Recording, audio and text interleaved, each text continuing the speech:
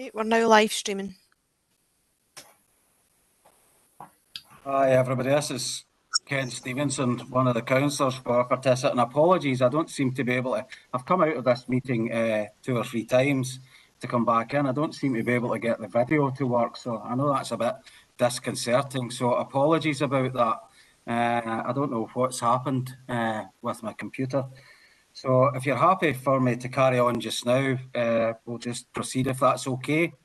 Kenny, are you on a laptop? Yes.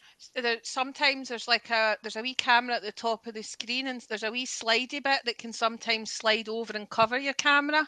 No, it's not clear. that. Yeah, I don't have that, and it's clear. So I don't know what's up. It came up half a video originally, but now it's just totally gone, and I don't know why it's playing up. So anyway, sorry about that. Welcome to everyone. As I said, I'm Kenneth Stevenson, one of the councillors for Fertissa, and I'd like to extend a warm welcome to 2 new council officers. Gary Stark, who's the Assistant Community Partnership Manager, and also Colin Bruce, who's the Community Partnership Officer. Welcome, and we look forward to your contributions. And can also say a warm welcome to 2 new councillors that we have, Councillor Margaret Hughes and also Councillor John Joe Leckie. So again, looking forward to your valuable contributions as well. So without further ado, if we can just push on. And the second item on the agenda is the chair of the community board.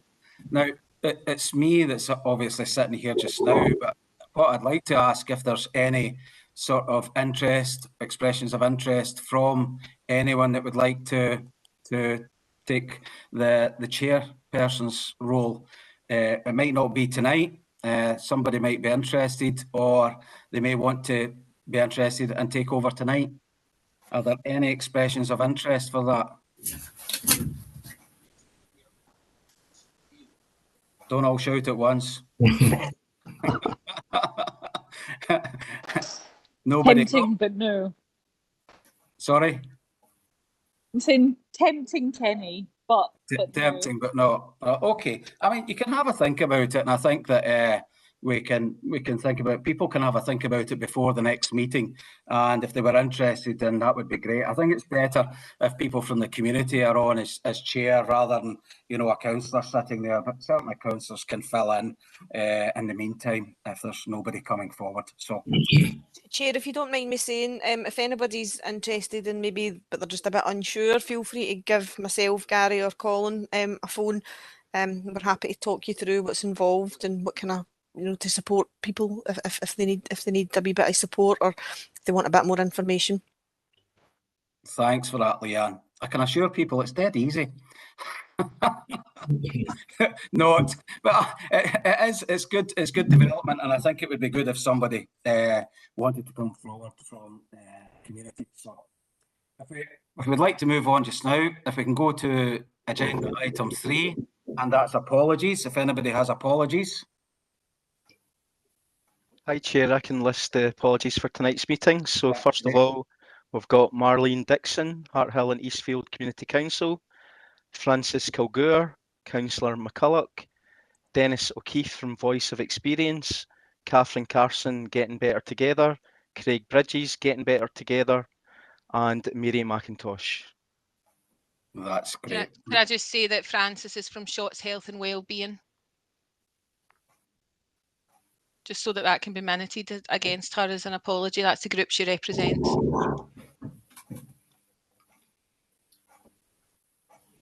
Great, thanks very much, thank you. If we can now move on to agenda item 4, which is a minute of previous meeting and matters arising.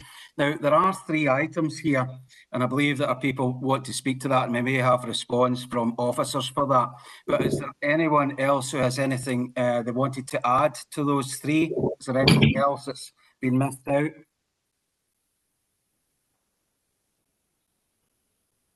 No? Okay, happy to proceed with that. So, items not covered on the agenda are the Turbothy Green Space projects, and I believe Mary may want to speak to that and then have a response. Apologies for Mary. Oh, They've sorry. got an apology and Sorry. Okay. I missed that the last time coming in. There were 2 or 3 amendments. No, on the minutes, Kenny. It was supposed Right. to get brought up. Right. On the green space, the people that were going to take it over, I believe it was Paul's Parcel, they were supposed to do a survey and also go out and consult with the people round about Torbotha. Do you know if this has happened? Leanne, would you like to respond to that? Yeah, I know that was the plans. I don't know if that's actually been undertaken at this point in time, because they're still kind of working up the proposal, as far as I understand. So I wouldn't be 100% sure whether Paul's Parcels have actually physically went out and done the consultation, although I know that they were planning it. But I can certainly find out and circulate information to the community board members after tonight's meeting. As the project is still in the kind of development phase, so as far as I understand, that consultation has not yet taken place, but it is planned. But we can certainly get some timelines and things for that. Well, to let you understand, I was out last night and I went round about some of the houses up in Torbotha, 7 or 8 of them. There's nobody's contacted them with any survey or asked them any questions what they would like to see happening there. Now this is another 3 months down the line. Is that another 3 months we've got to wait to see what the project's going to be? And as the people who it's going to be impacting on, are they going to get a say in what's happening? What's happening round about them? So, Chair, if you're okay with me coming back in there, is that okay? Yeah, of course, Leanne. No problem, Councillor Leckie, I can respond to that. So the kind of process for local development programme funding, I know we've been talking about this project for a while, but it's only in the kind of past wee while that we've really started to have a proposal put forward, a kind of concrete proposal for use of the land from Paul's Parcels, although it has been in discussion for a while. So what we would do with local development programme projects is we would receive the proposal, we would work with the group or the person putting in the proposal just to check through the kind of the feasibility, you know, looking at whether we would be able to deliver it within the kind of the types of budgets that we have, etc., or whether it's going to be a bigger project than maybe we initially thought. We wouldn't generally tend to consult until some of that work had been done in terms of the feasibility. Obviously there's been earlier consultation work to speak to the community around the fact that they would like to see something on that site, and now until we've got more detail around the proposal, we wouldn't tend to go out. In this case, it's Paul's Parcels that will be doing the consultation, because it's them that's put forward the proposal. Thereafter, we would, once we've kind of taken it to the next stage, and we've got those concrete proposals, we would take it out to the houses round about that would be most likely to be impacted. But as I say, it would be Paul's Parcels that would be doing that. So I don't have an exact timescale. The LDP projects are not always delivered really quickly, for that reason, that when we receive the proposal, it's then about, okay, we need to look at feasibility, we need to look at, you know, a whole number of things to see as to how feasible is this project as it's being presented to us right now. Can we do it within budget? Does it maybe need to be put back till next year for whatever reason, whether that's to do with availability of budget, whether it's to do with the fact that maybe it's a more complex project than it first appeared. So we can't always guarantee that things through the LDP are going to be delivered within like quick timescales. But what we can guarantee is that we'll keep the community board updated in terms of any developments. But right now it's kind of in the hands of Paul's Parcels in terms of working up the details of the proposal and doing that engagement and consultation. But we can certainly find out some more and bring it back to community board members by way of an update. The thing is, when I was out at chapping the doors and talking to the people last night, they were concerned that they hadn't been consulted and that the work was now in development, was now ongoing, as if they had a plan and it was ready to develop it, to put it into progress, put it into being, sort of thing. And they were concerned about that because they hadn't been consulted on. So Paul's Parcels, I believe, do have a plan. So I would need to go back just to check what the timescales associated with consultation associated with that plan would be. But I can't give you timescales for how long after that the project will take to be delivered, because we would need to look at the kind of feasibility, the timescales that we would need to look at in terms of both delivery, budget, you know, all the things that we always need to look at with LDP projects. But I can certainly go back and have a look into that and look, see if we'll get any further information on timescales. Thank you. Thanks, John, and thanks, Leanne, for that response. The next one we have is Shots, Leisure and Fitness. And I believe... Sorry, Chair, I think Ray's got her hand up. Ray Fallon. Sorry, Ray.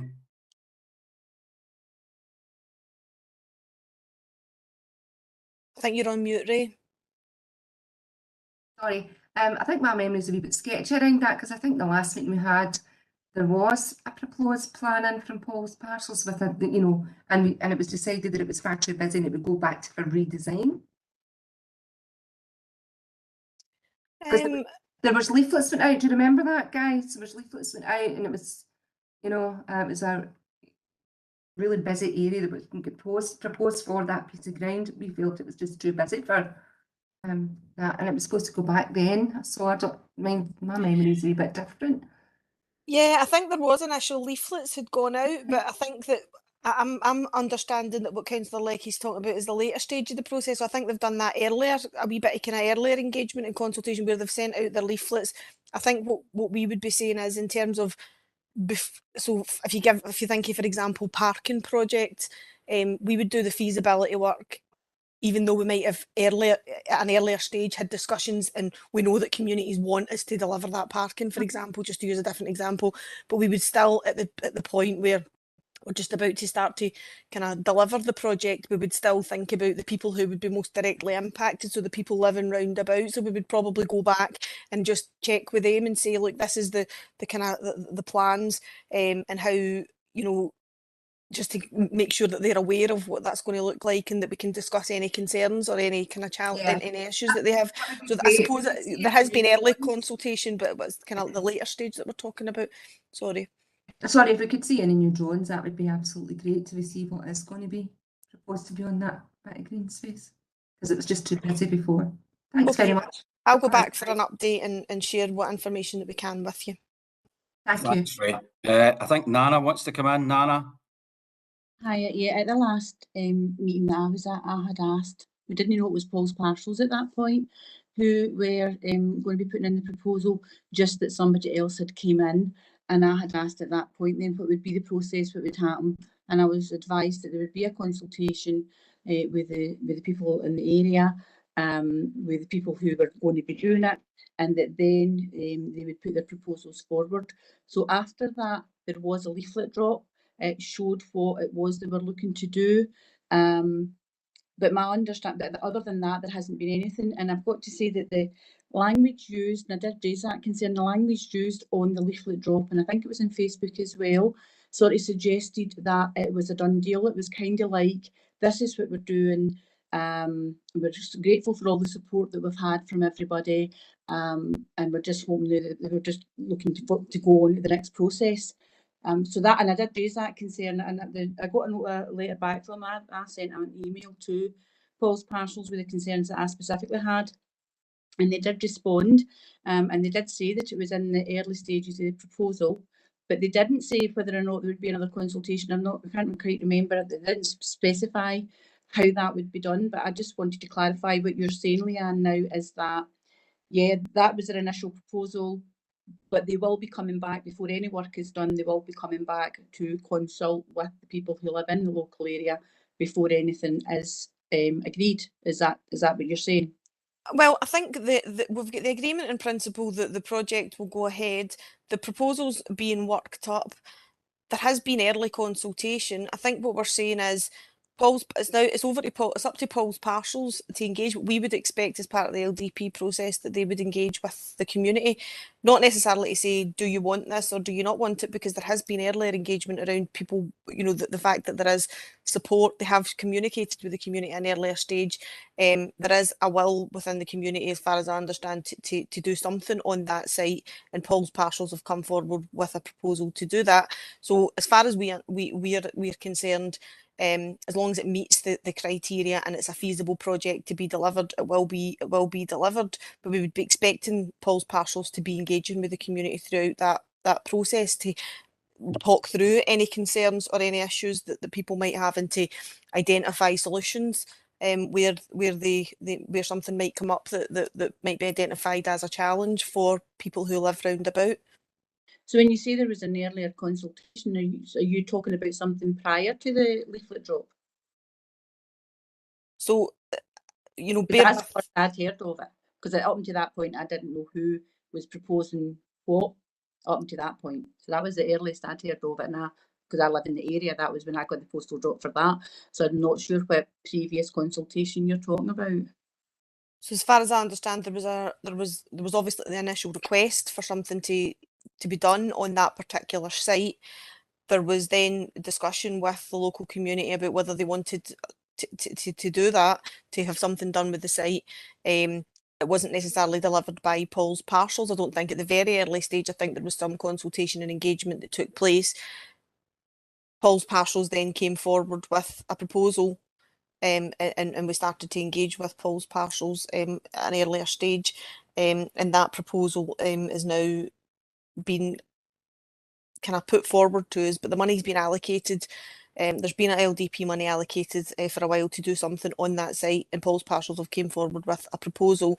They've shared information. I was under the impression they'd done the leaflet drop and invited people to, maybe I'm wrong, but I thought that the leaflet drop was sharing information and asking people to comment or provide them with feedback.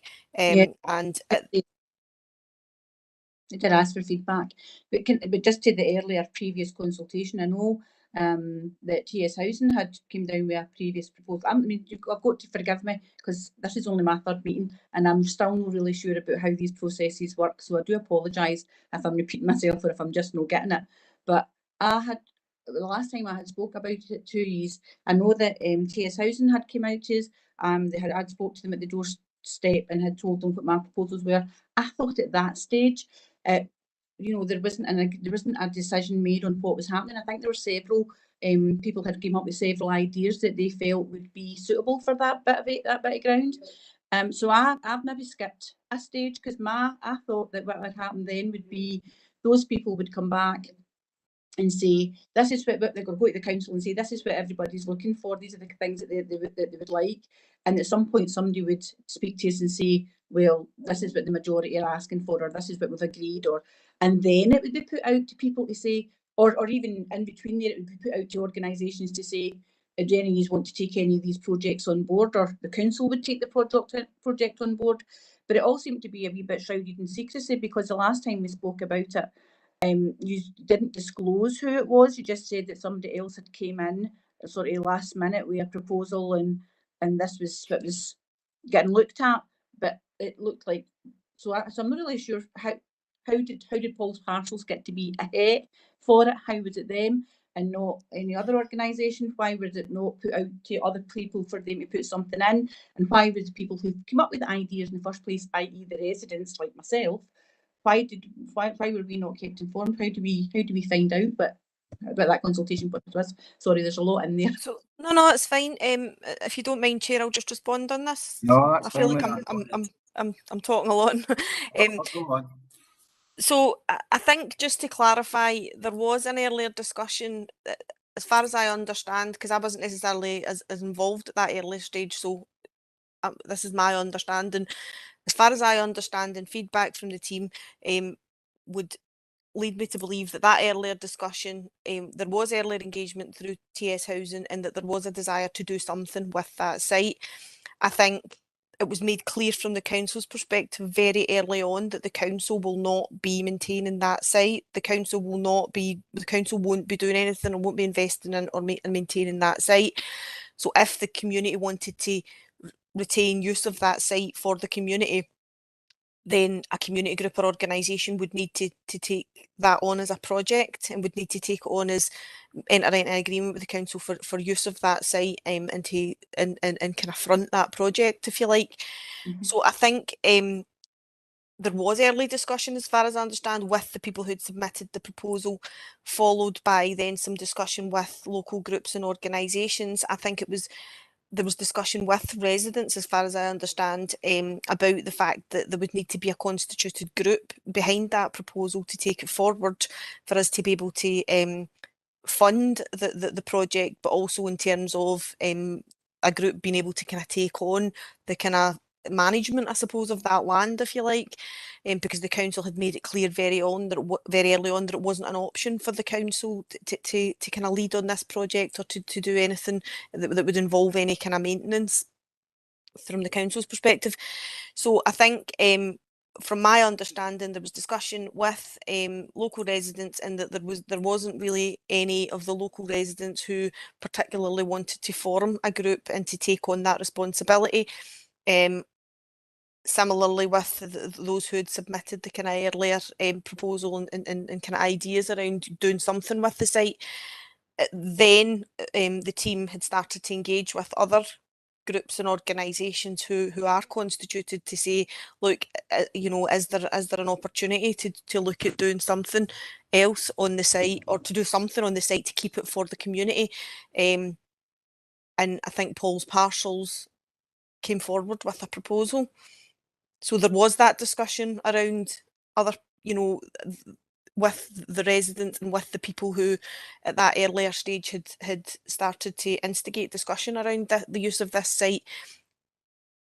But I think that the desire was potentially for the council to take that, to do something on the site and to maintain it, and it was made clear very early on that that wasn't an option, and that the only option to keep that site in community ownership or in community use, I suppose, was for a community group or organisation to come forward with a proposal for use of the funding, for the you know, to look at the use of the site for community use, and to take on that kind of piece of land moving forward. Okay. Obviously, I wasn't involved in that because I'm not part of a group as such. So I would have missed that step. So the stage we're at now then is Paul's Parcels are the ones that have got the go ahead to look at something. But Ray was saying there that what they've put out is maybe a bit busy, and if they asked them to look at it again, did I pick that up right? I'll need to go back and check the current position. All that I know is that Paul's Parcels were looking at the proposal, but I'll need to go back and check the exact timescales for that, unless anybody else in my team has got a kind of more up to date, I suppose, than I've got. But I don't think so. I think we're still engaging with Paul's Parcels to kind of finalise the detail of the proposal, and information will be shared when it's available. That's all I can really say. Right, and they've still to do their consultation then with the community, because like I say, that was the only thing I got was the initial proposal. This is what we're thinking of doing. Give us your feedback, and I did do that, and they did respond to me, which was great. But for the next stage, then I would imagine that they will come back out and say this is the feedback that we got, or they'll say, is anybody? What do they do? Do they have to do that? I suppose is what I'm asking, or is it through yourselves? How will I find out what's happening? So I'll go back and find out from Paul's Parcels in terms of what the next steps they would think they would need to take in terms of community engagement. I think we would take Paul's Parcels are delivering the project, so we would expect them to take ownership for community engagement. It wouldn't necessarily be a massive full-scale community consultation, given that there has been discussion with the community at various stages, but we would expect them to be engaging with the community and the residents round about throughout the process. So we can certainly go back to them and ask them what their plans are around that, and feed it back to the community board. Okay, that's brilliant. Thanks very much for that. It was very well explained, and I've got it clear in my head now, so that's great. Thanks a lot. Thanks for that, Nana. Can I bring Jonjo in now? I'll tell you what it is, Leanne. The people are supposed to have once done with the green space, but they were disappointed that the council was not going to maintain it. It's the only bit of green space in Terbothy, and all over the North Lanarkshire.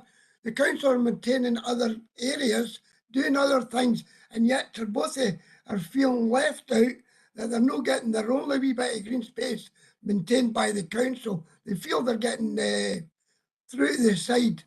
They're not getting the service that the North Lanarkshire Council should be giving them. They're not getting the service there. Every other area's got a green space and is getting maintained by the council. Torbothy's got one green space in a football park, which you can hardly play on because their houses are around about it. And they're getting nothing, yet they're getting their council tax and whatnot. This is what's getting through in your face. We're paying our taxes, we're paying this the same as everybody else, and yet the council's not prepared to maintain one wee bit of green space. I don't know what your take is on that.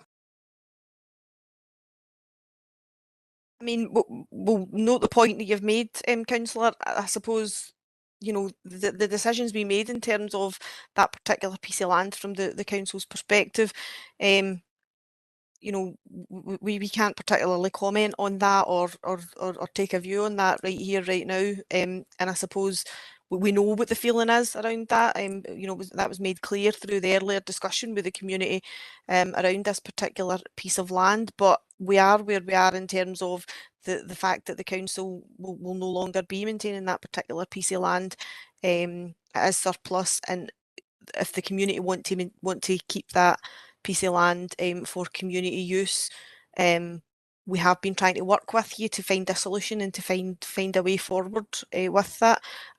I suppose there's not much else that I can comment or say on that, but we take your point, and the point has been made quite clear throughout this process that people would have preferred that to be for the council to take the project forward. But you know, the rationale and the decision around that has been communicated. Thanks, John Joe. Can I bring in Leslie now, please? It's just to say I'd put a wee thing in the chat, Leanne, when you were speaking, and just suggesting that maybe it'd be helpful for once you've got the opportunity to go back and kind of look into what's happened up to this point, maybe just to share a timeline of what's happened, when and who, and then what the next steps would be, because I'm a bit unclear, even though I've been at the last few meetings now, about when you were talking about an early consultation, who it was that undertook that, because TS Housing were doing some work, but then it was then, you know, Paul's Parcels was, I don't think the name was mentioned at the last meeting, but there was this kind of decision made that Paul's Parcels were going to take it over. So it was just to say that TS Housing and Paul's Parcels are separate, and I'm not sure whether it was TS Housing that did an initial consultation or not. So my suggestion just is that maybe we get a bit of a timeline of what's happened when by who.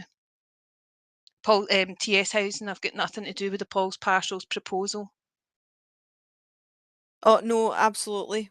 We know that the proposal was developed separately. I suppose what we're just saying is we knew from the earlier consultation that the community wanted something to be done on that land. But who done the proposal? I'm just wondering, so who done the consultation to know that something needed done with that bit of land in Torbothy? Just I think the earlier, clarity. well, my understanding is that there was a request for, and I think this was a while ago, so I'd need to go and check the timescales. I think it was before I was certainly involved in the Shorts area, that there was a request through local development programme for something to be done on that site. And so was and it as the far council as I understand, then? So was it the council who done the consultation with the local residents? No, I think the earlier engagement with the residents, I think, was initiated by TS Housing. So, and that then informed the fact that there was something that needed to be done in the site based on community feedback, but that particular group and other residents round about didn't necessarily want to take on the responsibility of taking the project forward. There was then discussion with other community groups in the area to talk about options. Sorry, Leanne, if you don't mind me asking, so what was the outcome of the consultation that TS Housing done? Because I'm just trying to understand, like, genuinely. So if TS Housing spoke to all the it's TS Housing spoke to all the residents. And listen, you are never in a million years going to get consensus, right? How then did North Lanarkshire Council then come to the decision of where we've ended up now? So if one group done the consultation, but another group got awarded the land or the project, so how did that happen? Because there was a discussion with a number of groups on the basis of the fact that the community wanted something to be done with that land, some kind of community project. But the groups that were involved at an earlier stage and the earlier discussion with residents highlighted. So who made it? So who made the discussion, or who made the decision of all the suggestions that had gone forward? So how did the council make the decision as to what was going ahead? The council I suppose the council undertook discussion with community groups in the area, including the groups that had originally put in the request and did the earlier engagement to talk about if any groups were prepared to kind of take a project forward on that land, and a project came forward from Paul's Parcels. Right. So TS Housing done the consultation. You the council then invited ideas. Paul's Parcels came forward with an idea, and then it was awarded on that basis. Is that right? Well, nothing's been awarded. But with LDP, a project would be put forward, a project proposal forms put forward. There's then a whole load of feasibility work that's undertaken by our team. We would ask if it was a community group taking it forward for them to tell us what engagement and consultation had been undertaken, and there's then steps until we get to the point of a project actually being delivered. So that's the process for all LDP projects. So on the basis of the proposal that was put forward at this point in time, the resources have been allocated to the area and we have been given a proposal for use of those resources. We would expect that group to be able to tell us that they know that there's community support and that they've engaged with the community around those proposals, and that where there's been any concern that they've been having those discussions with community. But all I can say at this point in time is that we'll go back and check the stage that Paul's Parcels are at, in terms of looking at what the outcome of any consultation or engagement that they've done to date has been and what their plans are moving forward. Thanks, Leanne, and thanks, Louise. Peter's made a fair point in the chat bar there. If you can come through the chair, I think that would be great, and we can just keep it moving along. John Joe, you were next with your hand up, and then Stephen would like to speak as well. Well, at that time I was part of TS Housing, and we went out and done a survey with all the neighbourhood round about the green space, and we asked them what they would like to see being done with it. And there were 3 or 4 different projects that was brought forward. One was an outside gym for the kids. Another one was a dog walking area. Another one was a wee community garden with a couple of benches in it and maybe a wee shrub bed sort of thing where folk can sit and contemplate. There were 4 or 5 things like that, and when we got the survey, we brought the survey together and we says to Ross about it. At that time it was Ross and Maureen, and they told us they were looking for a community transfer rather than having to maintain it. They told us specifically that the council would not maintain that area as it was going to be up for surplus for requirement. So that's where the argument all comes in. The people then said they were disappointed the council couldn't maintain a wee bit of green space where it's afforded all round about North Lanarkshire Council. Every area's got a bit where it's maintained by the council, and why could not Tarbothy not be afforded the same? And this is how this all came about, Leanne. I'll leave it at that end. Thanks, John Joe. Stephen, would you like to come in at this time? Well, Councillor Leckie's probably kind of actually picked up most of the points I was going to make. And that's accurate, and that was my understanding. The consultation was carried out with TS Housing. Ross made it quite clear that the council would not be in a position to actually maintain that ground, and if TS Housing wanted to actually develop the project, but it would be over to TS Housing to take on the ground and maintain it. So that's where the TS Housing one, then that's where the council had to go and try and find another partner, if you like, to actually deliver, develop and continue to maintain the ground. So, Councillor, like if TS Housing were in a position to take on the ground and maintain it and develop it, TS Housing would have been right in there at the beginning.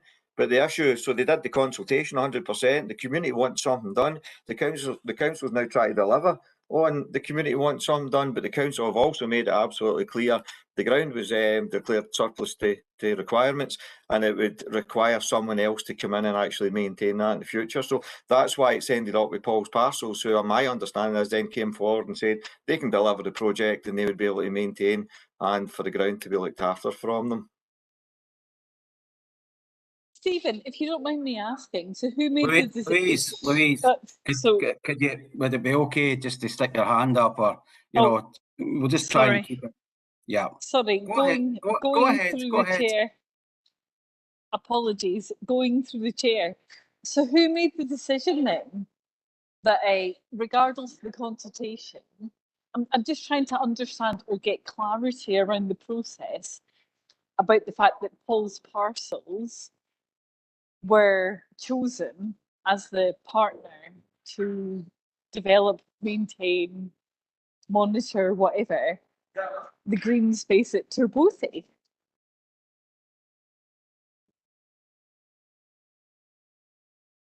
Chair, sorry, do you want me to come back in on that? Yeah, Stephen, yeah. Thanks. I think obviously we've discussed, there's been a lot of discussion tonight on it.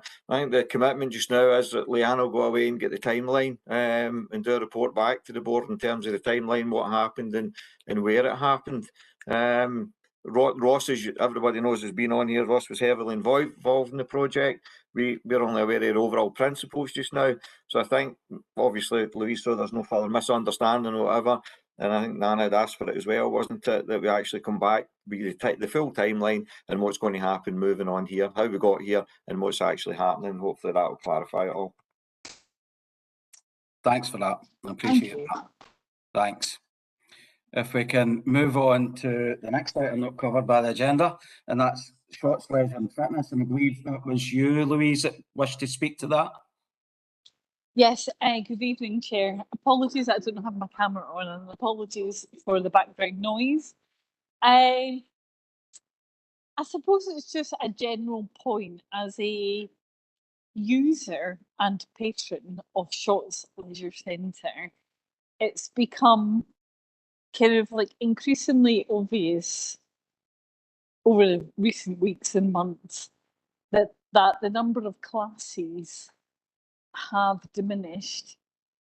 I do understand that there's like a bigger project going on in the background about the renegotiation of contracts with the fitness instructors at North Lanarkshire Council, but at a time when kind of post-pandemic, the number of instructors pre-pandemic versus post-pandemic has decreased, and then you introduce, broadly speaking, a new contract that then has the impact of reducing the number of instructors further.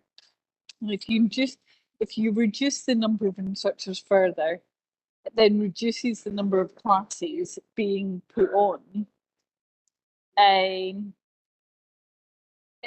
It then begins to have a detrimental effect on the number of classes being run at Shots Leisure Centre in, I would say, recent weeks and months, but it's been for at least the past 6 months plus. So I wanted to raise it tonight as a genuine point to say, look, there is a desire and an appetite to see Shots Leisure Centre succeed. If there is a number of classes put on both during the day and the evening, then you will get the savings to sustain that. But at the moment, there's a bit of a mismatch. So that's what I wanted to address today. Thanks, Louise. Would any of the officers like to respond to Louise's point? Points? Hi, Chair. Yeah, I put my hand up there. I'm happy to come in. It's an offer, I suppose. Would it be helpful, Louise? It's a proposal for the community board tonight to make a decision on it. Would it be helpful if we get someone from that service to maybe come along to the next meeting and do a short presentation, not just specifically about Shorts, but about the development of that service overall across the whole of North Lanarkshire? And it would give the opportunity to question on that. So I don't know whether the board would be happy with that, but I would be happy to arrange that between myself and Leanne for the next board meeting.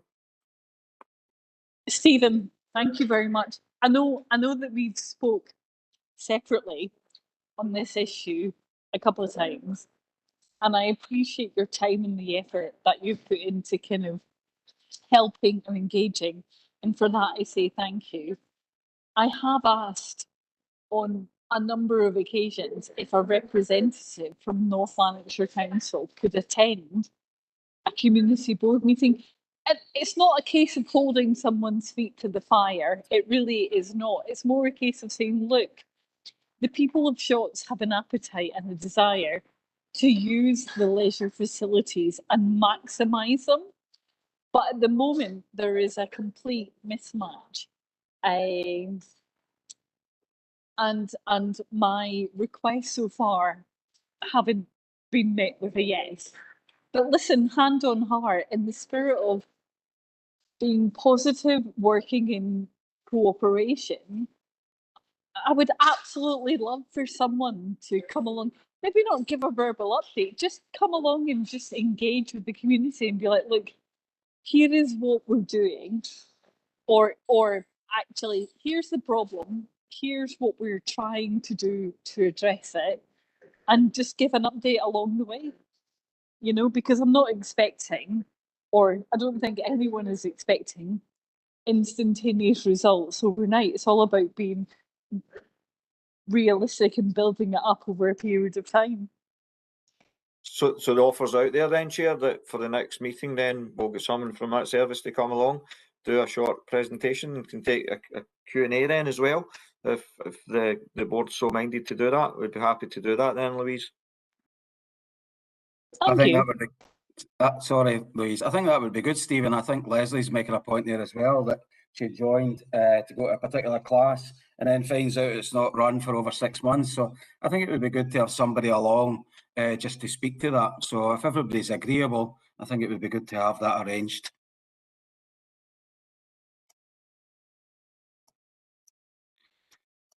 Oh, sorry.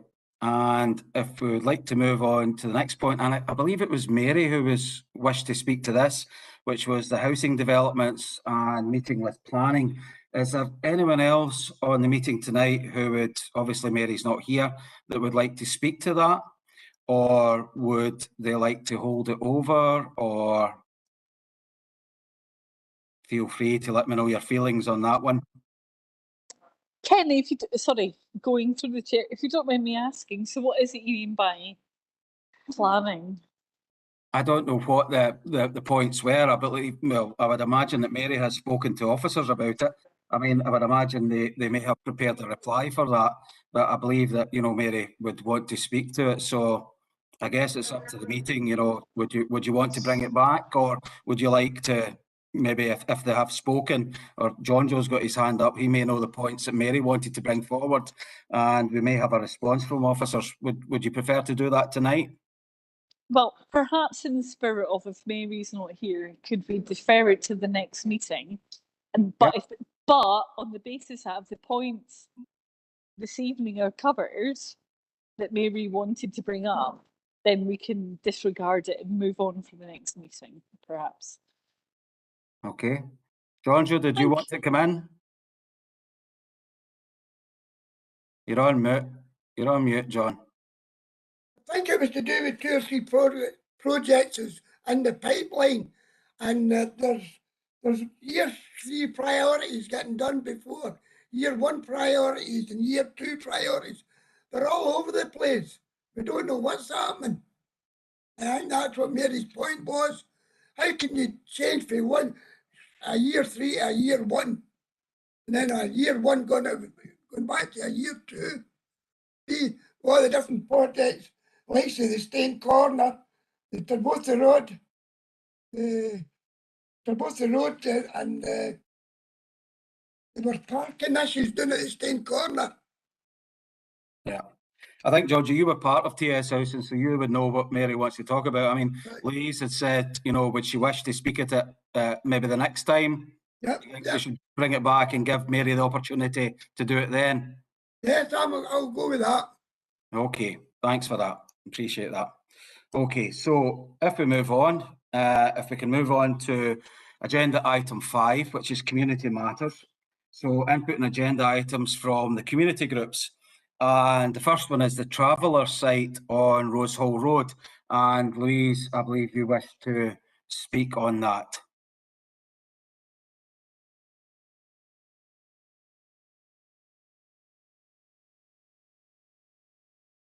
Ray, do you want to come in first?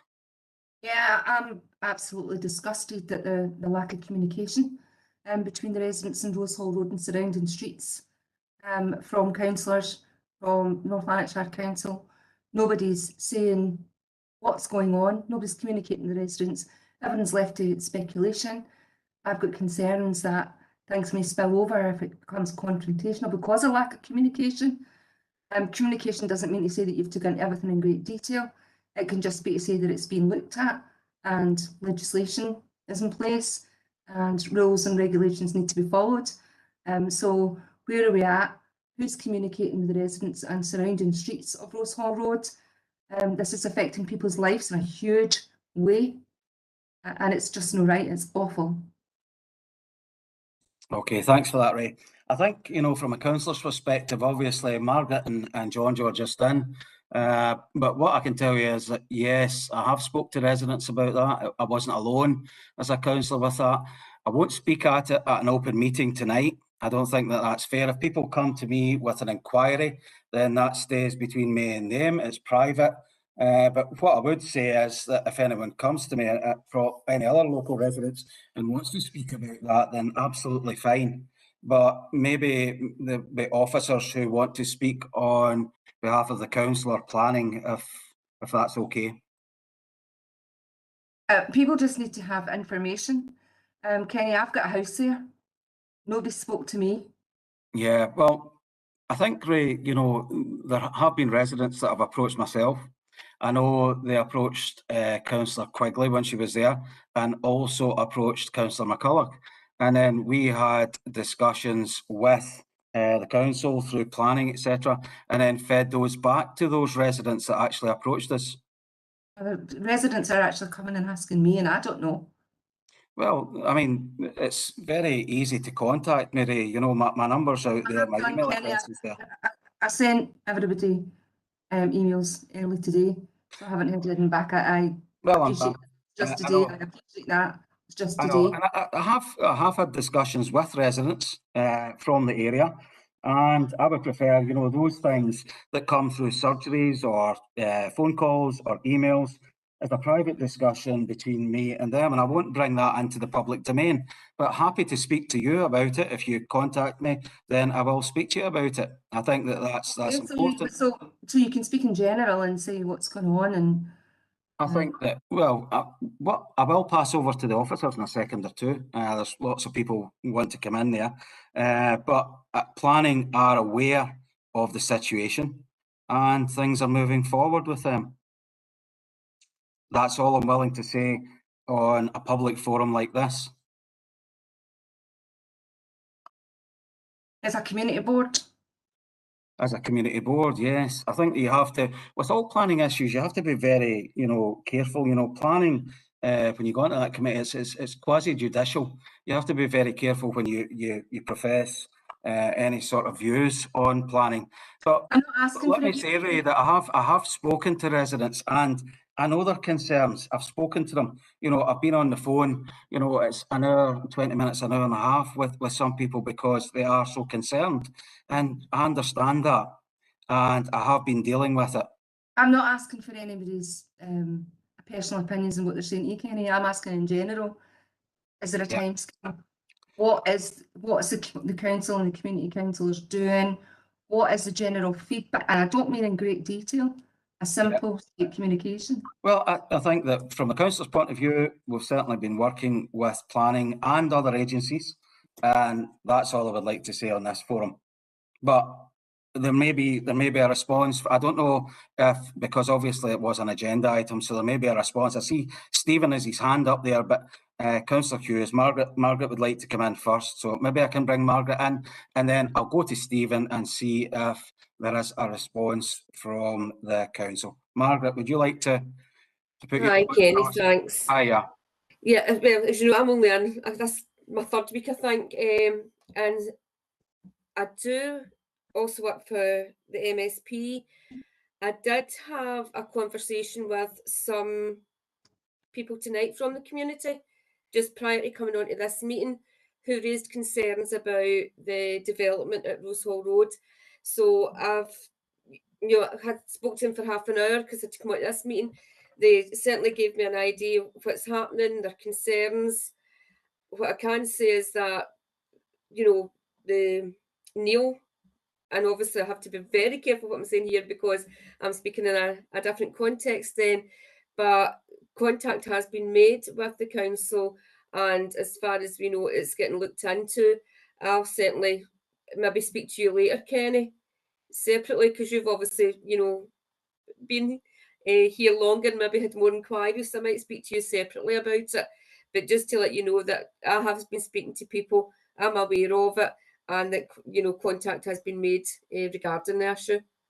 Thanks, Margaret. Yeah, that would be great, and I welcome that. That would be fine. We can speak about that later, but I think for Ray's benefit, Stephen's there, and Stephen may have a response from the council.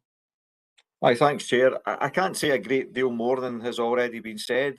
The council's obviously aware of it. There was a national press report on it last week or the week before as well. It's a planning enforcement issue, and the necessary and appropriate action has been taken. I don't really know, Ray, when you're saying that you think the council should be telling you more or whatever. You say you've written or you've emailed the councillors today. That's the best way of doing it. I'm not going to go out and do a newsletter or do anything prevent kind of proactive up front. We can't do that. We just wouldn't be allowed to do that.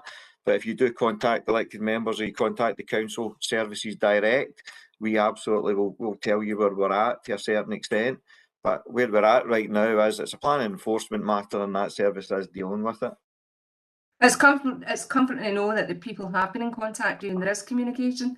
And there's obviously people aren't communicating with councillors or North Lanarkshire Council and they're coming to me. So I'm getting fed, it's maybe people that's not been in communication.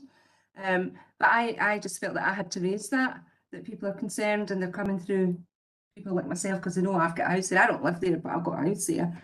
And, if people, I understand the legislation, I understand people's all got rights, and I understand that this can be a lengthy process, but I can feed it back that you are communicating, and then it's up to the people that have not communicated with you to do that.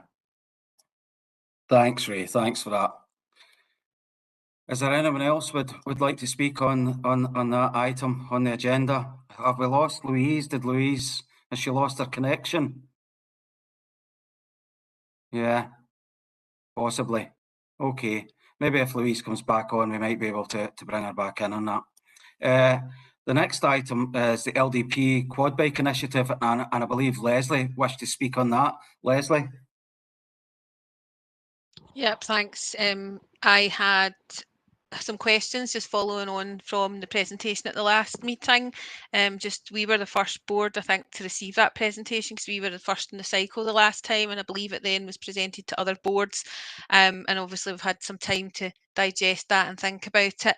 And I was just looking for a bit of clarity. I did speak to Colin last week, and Colin gave me a bit of clarity, but I thought it'd be good to get this clarity for everybody here, that this was brought to the board as a proposal for helping to fund quad bikes. But I was saying to Colin, how would the board fund that when we don't have money? What is it we're actually being asked to agree? Why are the board being asked when we're not fund holders?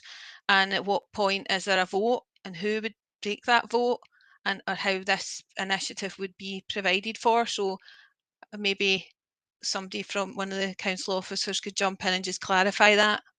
Thanks, Leslie. Good question. Leanne, I see your hand up if you wish to respond to that. So when we're looking at the LDP budgets, we do, prior to at the kind of start of the process, we always kind of set aside an amount of money for partnership initiatives, so that through LDP we're able to support some partnership initiatives that are kind of, I suppose, in the wider community interest or based on evidence that we have. So obviously this is one of those initiatives that we would want to support, because there is funding allocated for LDP in every area across North Lanarkshire that's specifically to fund and support these partnership initiatives. So it very often becomes about kind of joint community safety initiatives across North Lanarkshire. Sometimes it's about joint campaigns across partner agencies, ultimately about improving community safety or kind of reassuring communities, etc. So there's always an element of LDP. Similarly, there's always an element of LDP that's kind of ring fenced for kind of CCTV. We don't necessarily identify specific projects, but gives us the opportunity that throughout the year, if something comes up that's a particular area of challenge, I suppose, that we would like to look at CCTV, we've got a budget there for that. So similar with the partnership initiatives, and this was very much considered a partnership initiative. So the budget for that has been agreed through the community board, because it gets added at the start of the process. So the actual budget for partnership initiatives been agreed, and then it's normally down to the kind of discretion of the officers working together to look at the types of projects that we would bring forward and want to. So at the last meeting, we were asking all of the community boards to support out of that pot of money that's allocated for each area this North Lanarkshire wide initiative. So we shouldn't necessarily need to go to a vote, so because the budget's already been agreed. It's really just the kind of detail of that we're now bringing to share with community boards and asking them to support. Okay, thanks, Leanne. I don't think LDP was mentioned at our meeting last time, so that helps clarify that point in terms of budgeting. So what, when would a decision be made on whether all the boards are agreeing for that to go ahead, and what would then be taken out? I know you're saying there's ring-fenced money for that type of initiative, but is it a case of, well, if we go ahead with the quad bikes or something else, it doesn't happen as quickly? And also, just Colin had said on the phone about the size of each area, you know, the amount of money that would be coming out of each person's budget would differ. So maybe just to clarify to everybody here what that would mean for Tissot and Shotts. I don't know if my colleague from the police would want to come in terms of the process around the kind of costing up and things like that, and where they're at with that. But certainly sorry, I'm losing my train of thought here. In terms of, I don't think there's, as far as I understand, none of the community boards objected to the proposal that was brought at the last meeting, so the project will be proceeding. And in terms of the amount, clearly areas do have different budgets based on size and kind of statistics around SIMD areas, etc.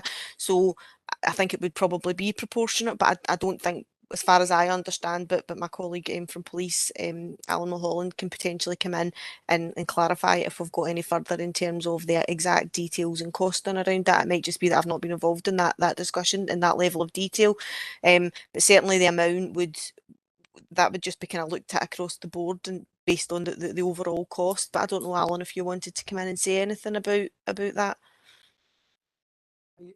I mean, yeah. So the presentation was kind of done across the board. It was actually in Cumbernauld first, I believe, and myself and Ross have kind of discussed this very recently. We're not making much progress on this. It's just because of moves and whatever. But we hopefully in the next week we'll have a bit of a position on it. So essentially, we're looking for 4 quad bikes, which is what was presented to the boards based on the kind of dangers and risks that they present to the community. And a proportion, I believe, of the budget will be cut down based on the size of the community board. And that was also kind of discussed at the time by Ross Dunn. So where we are just now is there is costings back in relation to 4 quad bikes. Ross is looking at the procurement process just to keep it absolutely separate from a policing point of view. We're also looking to make a bigger impact on costs. So we're looking at council purchasing them and servicing them, and we're also looking at how much it would be if the police purchase them and take on the servicing costs, because we want to get the best possible deal for the money that's been provided by the boards. So I suppose just to reassure you around about costs, anything we ever look at, we make sure that we get the best deal and it's the best product and it's going to last us. And once that's all kind of been costed up, I believe that Ross will probably produce that from, he's going to be leading on that bit of work from the community board or the community management team. So once we've kind of got to that part, I'm sure that'll come back to the community boards at some point just to give you the breakdowns. What I would say is there is match funding for this, so £10,000 will come from Scotland Loves Local, and that's already in the police accounts. So we do have to kind of be a wee bit, well, as quick as we can on this, because that money is going to have to kind of be used within this financial year. So as I said, hopefully now that Ross is kind of bedded into his new portfolio, he'll be able to kind of give that a wee bit of thought, and hopefully we can come back when we're actually at a stage of purchase. But yeah, as Leanne quite rightly said, all community boards are presented with all the information, and I believe that all community boards have come back with obviously seeing the benefit of the reduction of 260 incidents, I think, across the board, which is significant. So I'm glad to see that everybody saw that this was a good use of your funding. Leanne, can I just come back in then? I'm just still a wee bit confused, and I think it's important to get this clear for anything in the future. How can the community board spend another committee's budget? The community board don't have a budget, so why are the community board being asked to approve this? And if they've been asked, if community boards have been asked to approve it, can they say no? And at what point do they say no? Because I don't believe anybody was asked at the last meeting, are people happy with this money being spent here? So my understanding is the purpose of the presentation at the last meeting was to share the information in the proposal with community boards and to ask for their support. You're right, ultimately that resource is a council resource, but it is a resource that's allocated to support community activity and to improve things like community safety within communities, to provide opportunities for capital investment within communities, and to look at kind of joint partnership solutions with communities. So we obviously would want to, while the ultimate decision making around that budget sits with council committee, it is a budget that we would want to make sure that there is discussion with communities to ensure that it reflects the local priorities for local communities. However, there are times that there is evidence, from a partnership perspective to suggest that doing something a particular way or to invest in a particular project would be beneficial to the wider community across North Lanarkshire or in a particular area.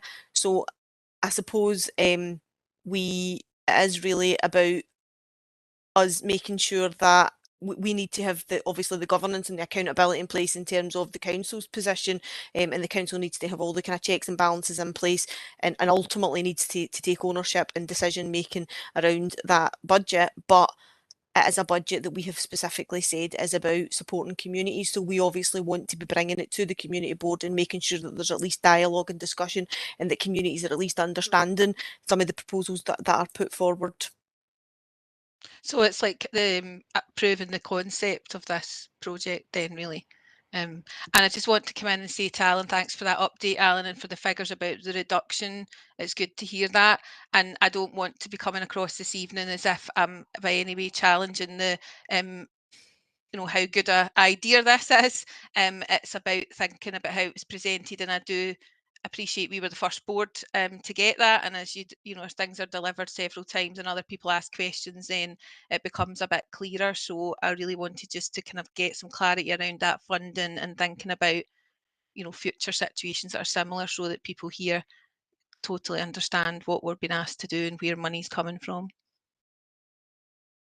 Thanks, Leslie. Thanks for that. Yeah, I think it's great. It's a massive issue, I think, across NLC and especially in Fertisset, because we have so many green spaces, and I know that the police are working hard to make sure that we don't lose football pitches to the destruction of quad bikes and motorbikes in the council as well. I've done a lot of work in a lot of areas, including in Manse Road, which is absolutely fantastic. So thanks for that. If I can move on to agenda item 6, community champion update, and that would be Stephen. Thanks very much, Chair. Yeah, a few issues I've got, a few items just to give some information to the community board. First item was Remembering Together, a COVID memorial programme. So the council is looking to select an artist to work with representatives from all the communities, and particularly those that were most heavily affected by COVID-19, to co-create and look at ideas and designs for a memorial to be located at Strathclyde Park. Work will take place with the communities over summer and autumn, and there'll be some information going out to communities. And again, if people want to be involved in that, we would certainly welcome that. But that's for some kind of permanent memorial at Strathclyde Park. But as I say, the consultation will take place, and we'll be looking for ideas. There's also the council's about to launch business startup grant funding, and this is where the council's looking at new start businesses to provide some grant funding to them. So the grant funding is £1,000 for smaller businesses, people working from home, and £2,500 for businesses that are not working from home. They've got premises somewhere. The grants will assist with IT equipment, infrastructure costs, web design, things like that. And again, the kind of point is to try and some of the smaller businesses that want to start up, they get a viable business plan. The point is to try and get them actually trading quicker, to see how the council can assist them to actually trade quicker. As I say, so two tiered funding, one at £1,000, one at £2,500. The other thing for the community board is, and we've spoken about this before, about different events away from the community board. There's going to be a series of strategic engagement events planned for all the community boards, and this is to look at other things going on. Alan's obviously on here just now. One of the items, Alan, is the new police plan. One's the health and social care strategic commissioning plan 2023-2026. And also the council's connectivity framework. And the council's connectivity framework is, and I know there was something on the agenda, I think, about issues with Virgin. The council have actually procured the services of ComsWorld, which is a company along lines of Virgin and BT, and this is looking at trying to get the whole council area digitised, so that they get connectivity across the whole issue, or the whole council. I've drove across the council at times, my phone cuts out. I'm sure we've all had that kind of issue. Tonight earlier, my system kind of nearly went down, so the council's going to put a multi-million-pound plan in place about the connectivity across the whole council area. And what we're looking to do is try and get a low-cost broadband for tenants and residents, where people can sign up to that. And that procurement's on place just now. But again, there's a couple of events that will be out with this that will promote for people to attend and to give us their thoughts and views on it. The other thing is the 9 local youth forums are developing well within the council, and the new members of the Scottish Parliament are all active and involved. The members of the Scottish Youth Parliament will be the lead hosts when the Youth Parliament will actually sit in Greenfalls High School within Cumbernauld. So it hasn't actually sat, it's been online the way we are. So the first real sitting in over 2.5 years will take place in Cumbernauld, so a big thing for North Lanarkshire. And another quick one is Young Scot free transport across the council, progressing really well. Over 14,000 young people have been issued now with free bus travel, so that's a really good initiative. And one that I'm heavily involved in just now is the Ukrainian resettlement scheme. We've all seen the horrendous pictures and everything else on the news. It continues. There are a number of schemes in place just now. There's Homes for Ukraine, there's the Scottish Super Sponsor Scheme, there's the sponsor scheme, just the normal one as well. There's the Host for Ukraine as well. So there's 3 or 4 different schemes going on just now. The £350 is a thank you payment for people who are taking people in just now. The council are heavily involved in carrying out checks in terms of disclosure for people who have put themselves up to be hosts. We're also out checking that the houses meet the necessary requirements in terms of smoke detectors. Gas boilers have been serviced, so it's not a case of somebody just putting themselves in and saying they're happy to have someone as a host. The council still have checks to carry out to make sure that the accommodation is appropriate and big enough and can actually take the people coming over. there are currently 23 families or 23 households in North Lanarkshire with about 80 people just now. The council are also making properties directly available as well, along with an RSL who has given us 12 brand new houses as well. So there's a lot going on in terms of the resettlement for people from Ukraine. As I say, a number of people are here and we're supporting them just now. The big worry going forward is a number of the hosts will actually not sustain. We've already had a few homeless presentations where someone has come out, the house is now overcrowded, they're sharing bathrooms, sharing kitchens, and the situation is actually broke down. We did anticipate that would happen.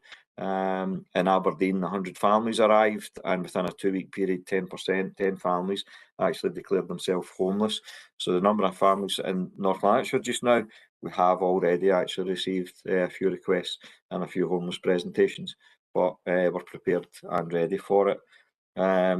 One in particular in terms of the Fortissat ward, it's just Leslie brought it up the last time as well.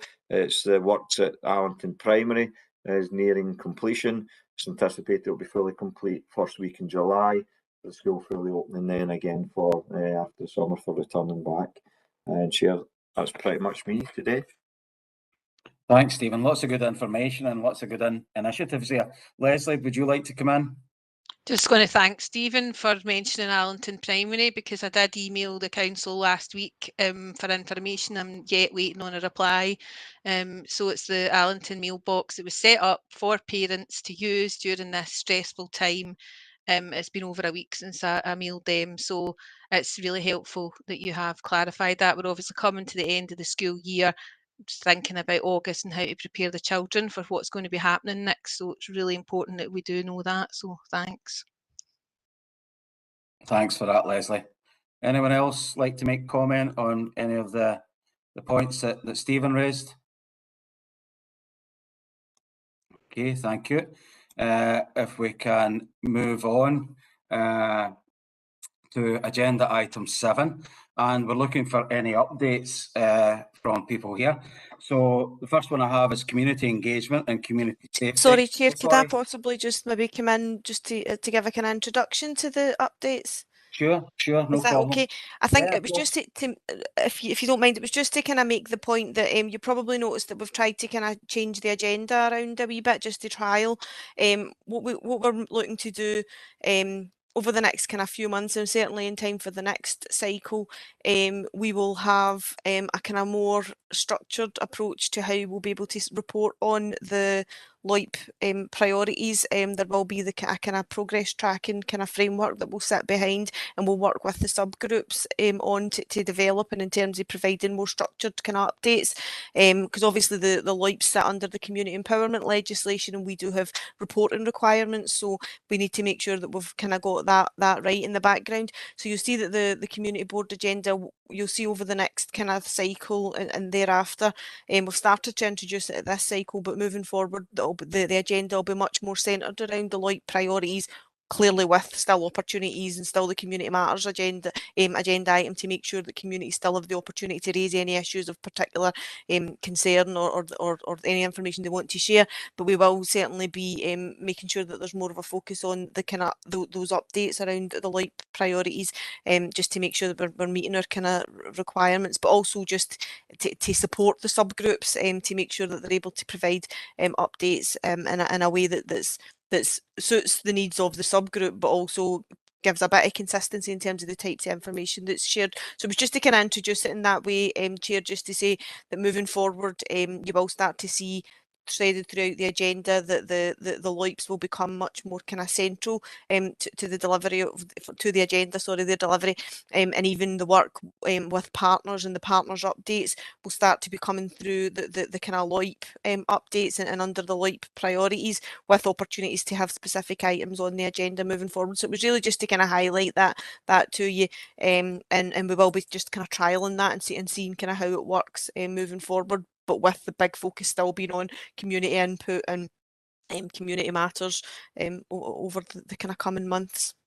No, I think that's a good strategic overview of that, Leanne, of the LOIP updates. I think that's good. certainly for community engagement and community safety, please feel free if you wish to speak on these headings that I have in front of me. But one that I have, the update on place standard events, is Gary. And if I can have Gary to come in first, and then if people wish to speak on that, then please feel free to come in after Gary. Thanks.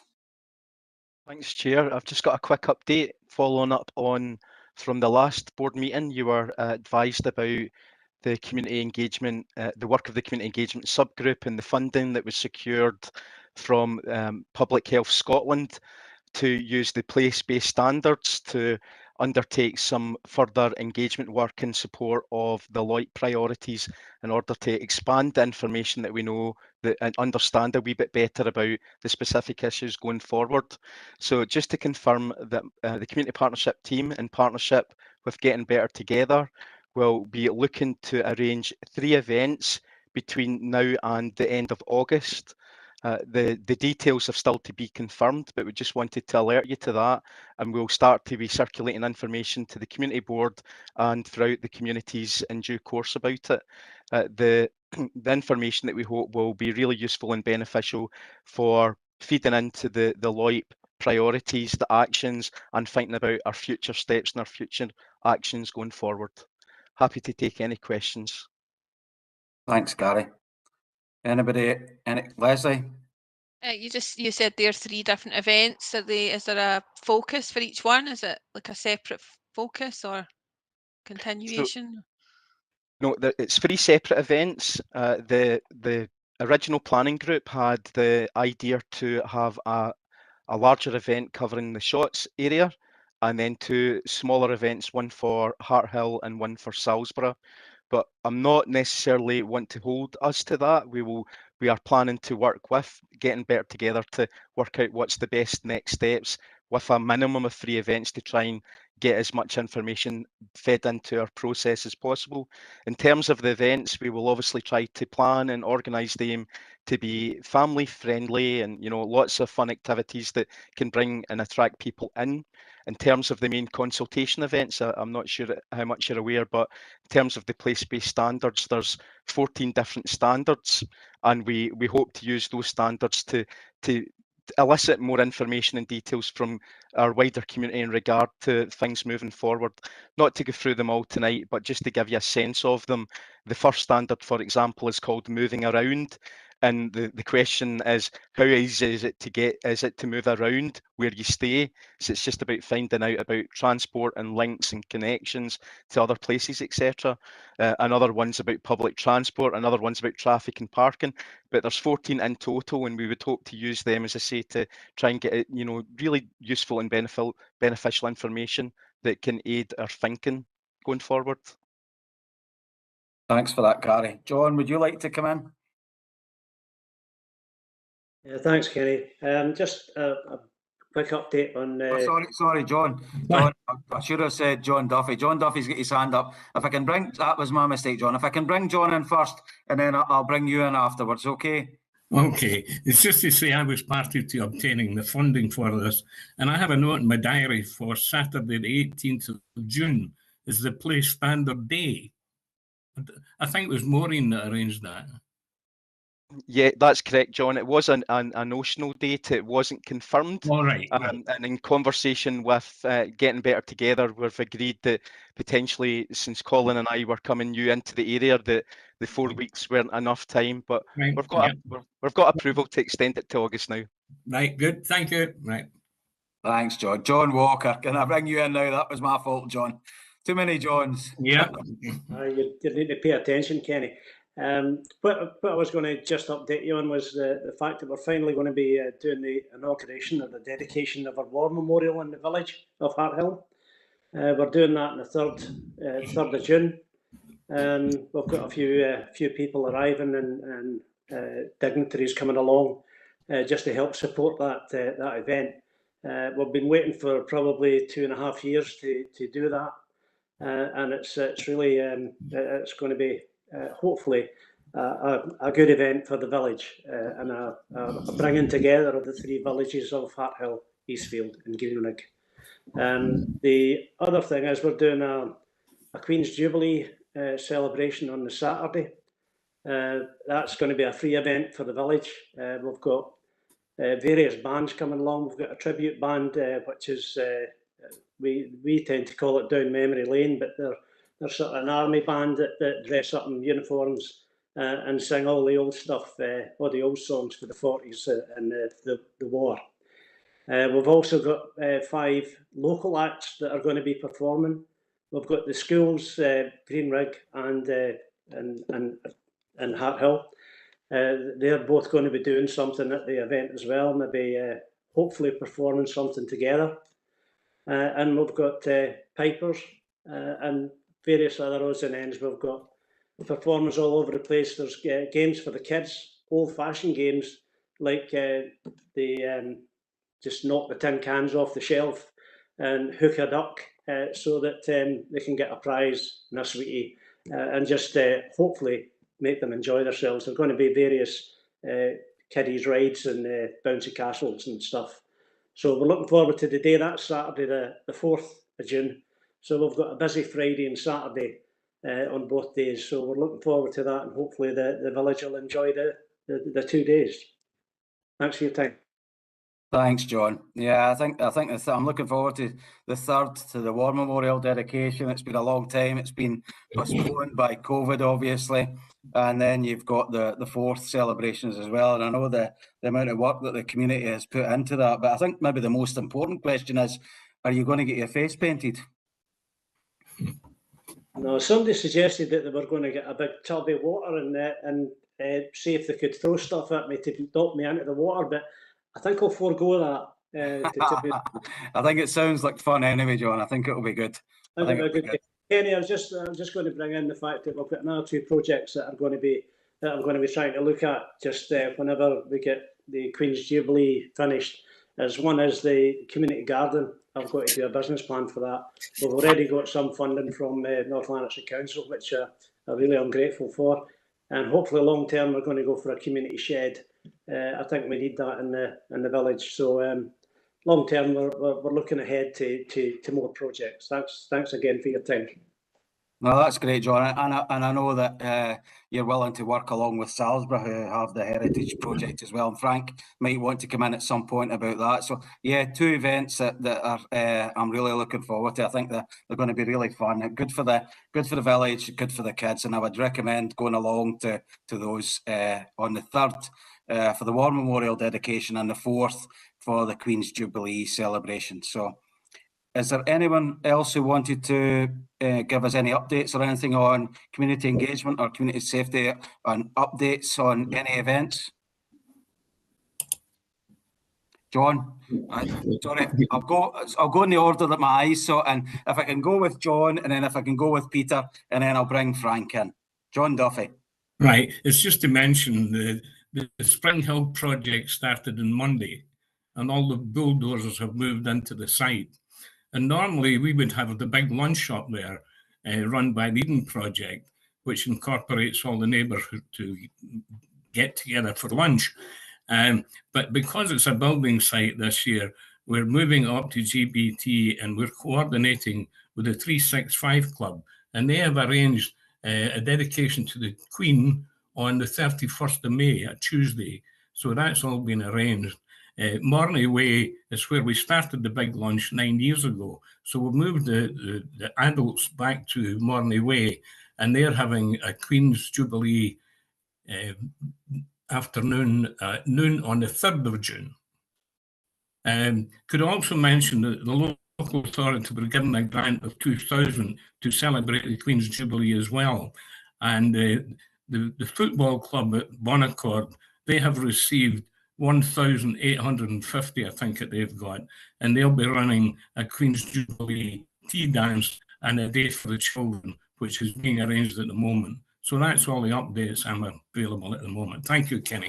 Fantastic, John. I think that, so many people have put for, I think it was £250,000 or something was put forward. And I think that, it was oversubscribed. There's so many people. It's nice to see. And I think there's going to be a lot of community events. Good to have lots of people there and the kids as well. Absolutely fantastic. Right. And as you said about the big lunch, it's a very successful thing that you've had in the past. Always very, very successful. Yeah, thank you. Peter, would you like to come in next? Yep. thanks, Kenny. I'd just like to raise awareness of the local community fund. There's open for applications at the moment for local projects which bring people together for access to food, help improve mental well-being, create opportunities for young people, or help people protect local biodiversity. It generally raises between £1,000 and £3,000 in the year, and if anybody wants to apply, they can go onto just Google Co-op Local Community Fund, but the deadline is this Sunday. Thanks for that, Peter. That's good. It's always good to see that there's funding locally for local villages and towns, and for organisations as well. I'll bring in Frank, and I think Leslie had her hand up as well, so she may want to come in after that, but I'll bring Frank in at the moment. Thanks, Kenny. I don't know where to start. We've got that much going on here in Salisbury. The Manshed Foundations was put in over the weekend, so we'll be ready to put the container in probably within the next week or two. We've got to give the foundation time to settle. We'll get a generator to start with to give the power, and then we'll be looking at putting in different power tools, etc. We relocated the foundation or the unit up to this end of the park for a security reason. It's going to be easier for us to keep an eye on it rather than it being tucked in the corner beside the trees.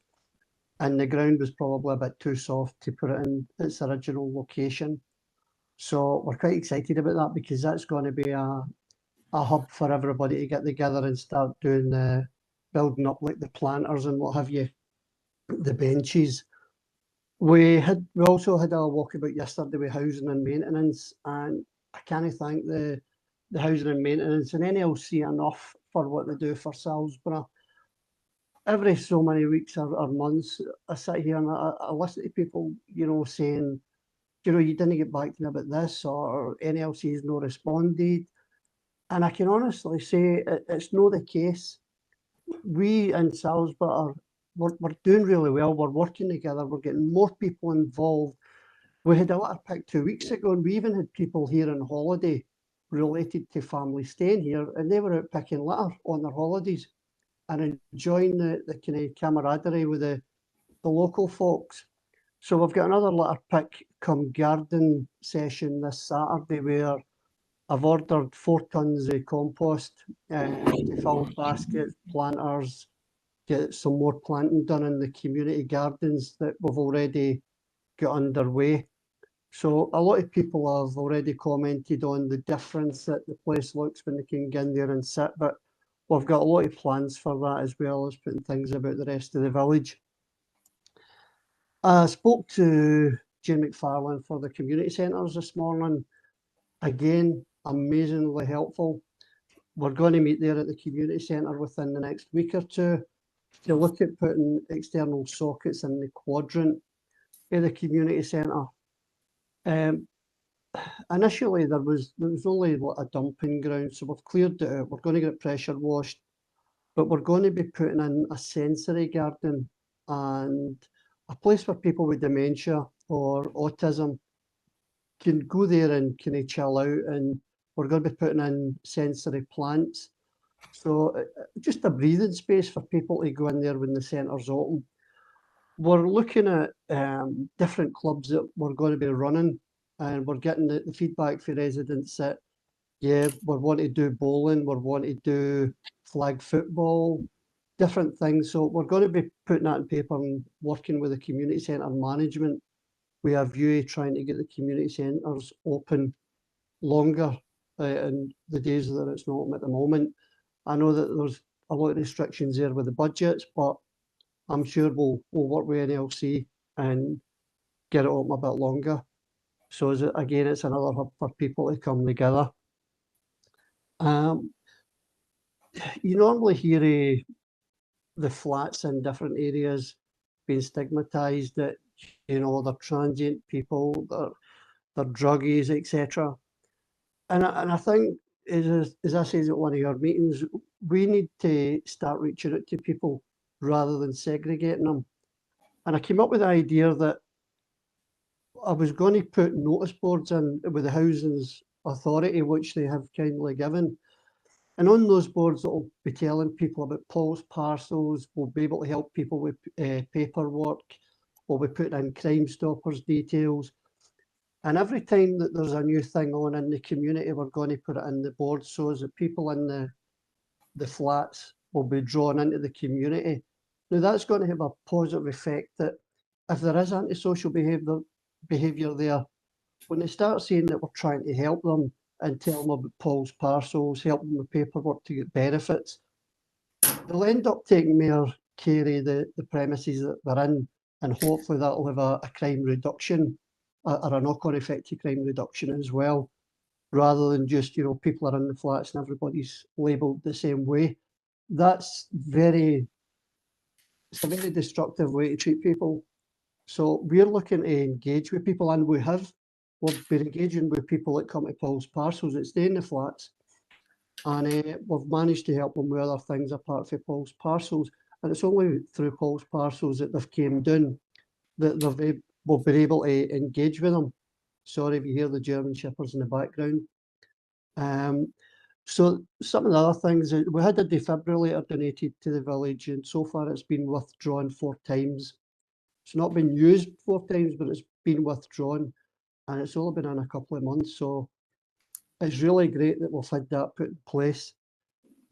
Personally, I was going to be making a donation to put a defib at the other end of the village, but we're kind of looking at that at the moment where we can put it somewhere it'll be safe. And so far we've been told that if it goes near the shop, then there's no CCTV there and there's no lighting, there's a chance it'll be damaged. So this is something that we're looking at the moment. If we can get the community centre, sorry I'm jumping about, I'm just looking down my notes. If we can get the community centre open, some of the things that we're looking at is the flag football and the balls. But one of the other things is what we're going to call soup and a sandwich. So people that's struggling to feed themselves, if we can get a soup and a sandwich day on, it will bring people again into the community centre and get people talking, and that's going to be great for their mental health. But it gives us an opportunity to reach out to people and see what we can do to help. So that's some of the stuff that we're looking at. But as I said, the man shed, or heritage shed, is coming very soon, and we're really excited about that. So everything that we're doing is great. It's pulling the community together, but we wouldn't be able to do it without NLC, without housing, without maintenance, and without Councillor Stevenson, who's at every meeting. But he doesn't just attend the meetings, he's actually there cutting hedges, getting dug in with everybody else. So a huge thanks to you as well, Kerry, as well as NLC. So I don't think I've got anything else to add to that. I think I've covered some of the stuff that we're looking at. We've got a busy time ahead, so we're all up for it. And as I said, the community's pulling together, and there's more and more new faces joining us. So it's all good. Thanks, Frank. A really positive report. Some of the things that are going on in Salisbury are fantastic, same as Hart Hill. And I could feel, you know, that certainly cry out for somebody to come along with a spade on Saturday. If anybody wants to come along, I'm certainly bringing my spade. So I think and it improves the area and it makes it look great. Jubilee Gardens is looking absolutely fantastic after the work that the community have undertaken there with litter picking, you know, and weeding and cutting hedges and putting plants in. It's been absolutely fantastic. So all credit to the community for that. It's lovely to hear a nice positive report, and same with John, the positive reports that he's got coming from Hart Hill. If I can go to John Joe, and then I'd like to bring Robert in after that.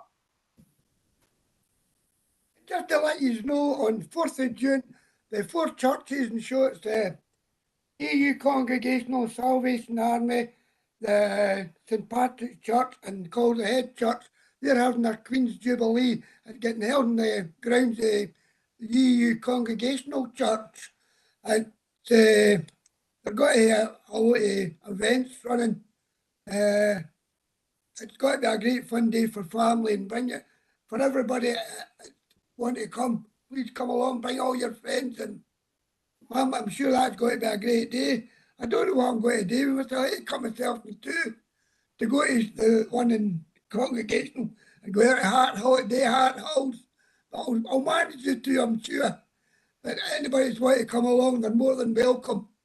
That's all. Thanks, John Joe. No, I think it's brilliant.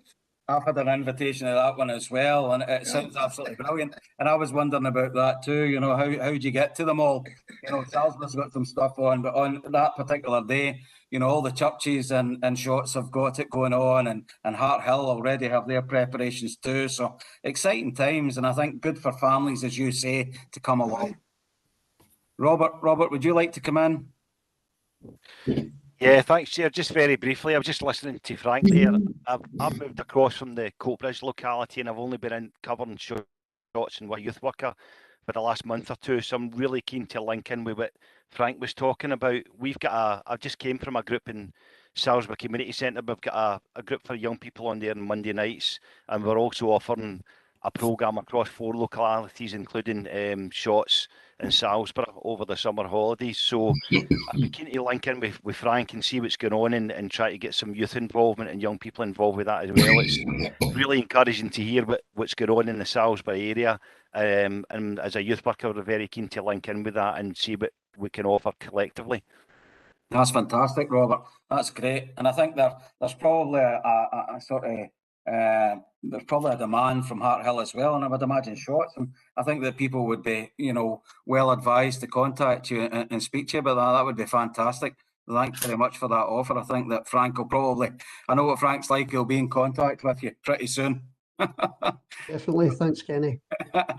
If we can move on, I'd like to, I want to go through the LOIPs, and then what I want to do is I want to bring in Alan. I'm always conscious that the services are sitting there. We've got the fire service with us. And what I'd like to do is I'd like to bring you guys in after I've gone through the LOIP updates, if that's okay. And I know that you probably have updates for the board as well. But if I can move on just now onto the Town and Community Hub and Town Visions and the Town Vision Action Plan update. Again, if people have got comments afterwards, fine. But if I can bring in Craig McIntyre at the moment.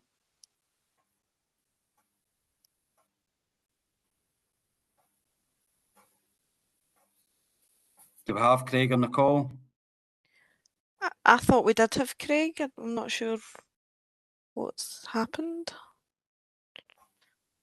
I thought we had him as well, Leanne, maybe just dropped off. Problems. Is there anyone that would like to come in on that at the moment on the Town and Community Hub and Town Visions? I believe there was going to be, Craig was going to give us some information on that. But is there anyone who would like to speak to that at the moment? Sorry, Leslie. It was just to say that I had asked for it to be put on the agenda because there was an action point from the last meeting to follow up and have a town subgroup meeting. So I had spoken to Colin last week about that, and Colin had, I think, went and spoken to somebody in that team and had thought Craig was coming tonight. So that's why, I think that's why it was there. Is that right, Colin? Was it there at my request? Or was it happening anyway? I'm sorry, I was on mute. No, absolutely, and we were absolutely. Craig was asked to attend, and he was here, and he's not here, so I'm not quite sure what's happened. Okay.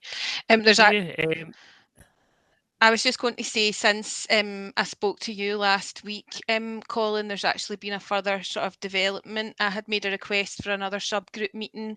The last subgroup meeting had been put on hold because of an ongoing complaint that 4 of the community groups had submitted at that point in time, and it was felt by everybody in the group, you know, including North Lanarkshire Council, it was better to postpone that.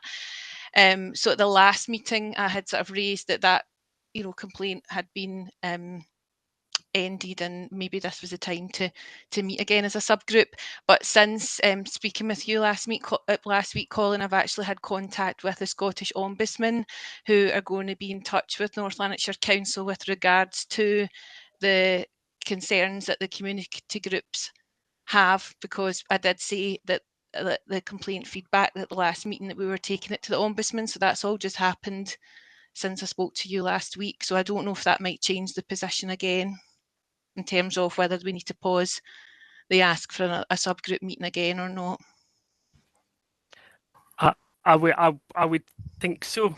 I would think so. I'm going to seek advice on that from my colleagues, but I would think in relation to that, if there's going to be some kind of points coming from him, we might have to be sensible about that. Is that Leanne? Is that fair? I think we would need to review the position in relation to that. I think in terms of the agenda item, Leslie, you had requested that to be on the agenda, but it would have been on anyway, given that it is one of the light priorities. I think Craig was going to give an update around some of the kind of I suppose the refocus in terms of his team and some how they're going to be prioritising work moving forward, and that may well have an impact on how that group might choose to kind of operate moving forward. But given that Craig's not here, I think I don't know. Maybe Stephen, I don't want to put you in the spot, but I don't know if you would want to kind of come in on that. But certainly, Craig was going to kind of give an update on the position, and then I think we would probably need to take a view in terms of what the kind of focus for that subgroup would be and how it might kind of operate and work moving forward. That's really all I would have to say. I don't know if any of my colleagues would kind of want to come in on that, but with Craig, I thought he was on the meeting, to be honest, but I don't know what's happened. Chair, I'm happy to come in, but you have put me right on the spot because I lost. Sorry, I didn't. No, I lost my connection there, so I was off for about maybe 4 or 5 minutes. So unfortunately, Leslie, I have no idea what you actually asked. I just come on right at the end, as Leanne said, about putting me on the spot. So okay. I'll just do a quick update, Stephen. I had asked at the last community board meeting, if we could look at having a town subgroup meeting again, because the last town subgroup meeting last summer was postponed. It was agreed by everybody, the council and the subgroup participants, it was best to postpone it because of an outstanding complaint that 4 groups had put in. So it was going to be postponed until that complaint was dealt with. That complaint was dealt with by North Lanarkshire Council, and at the last meeting, that's why I then said, can we get a subgroup meeting? But since just in the last few days, I've actually had contact with the Scottish Ombudsman, because we took the complaint to the Scottish Ombudsman, and I believe that Scottish Ombudsman have been or are about to be in touch with North Lanarkshire Council about that. So I wonder if we're back to the same position as we were in last year, where it might be better to postpone another subgroup meeting if there's further ongoing outstanding things. So my understanding is, yeah, that the Ombudsman has been back in contact with the council. My understanding, however, is the Ombudsman has not upheld the initial complaint. But there's a second part to that, Stephen. That's what I was just going to say. So my understanding is the Ombudsman is saying they're not upholding and they're not actually going to further investigation, but they have asked the council then to look at the second part. And for the council to respond back. So I only seen that, I think, today or late last night it would be then, Leslie. So that is with that team, obviously to draft that response back. So I think it would be relevant and appropriate to wait until after, if that's what we're proposing today. I think so. I think my only concern is that it's August before there's another full board meeting. You know, is it a case of it's going to have to wait until, you know, if the thing with the Ombudsman is resolved in a month's time or something, then should we be looking at having a subgroup meeting before the next community board meeting, or is that not realistic? Maybe we can't decide just tonight, I'm not sure. I think the issue is going to be in terms of how long it'll take the Ombudsman, depending on how long it takes the council. Obviously there's a set time for responding, and then what the Ombudsman. So yeah, I would agree, if the Ombudsman reports and comes back quicker, then I don't see any reason why we couldn't get back together to try and sort something out.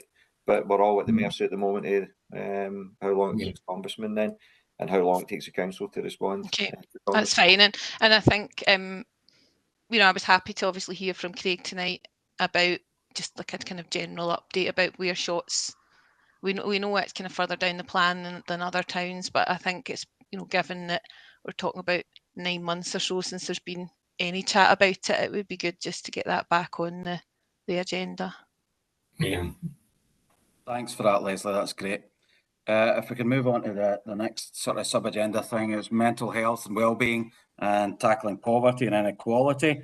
Obviously, if people wish to speak on that, that's fantastic. But I'd like to invite Mark, and the names I have is Mark and John Duffy, just to make sure it's not John Walker, if they would like to give us any information on that.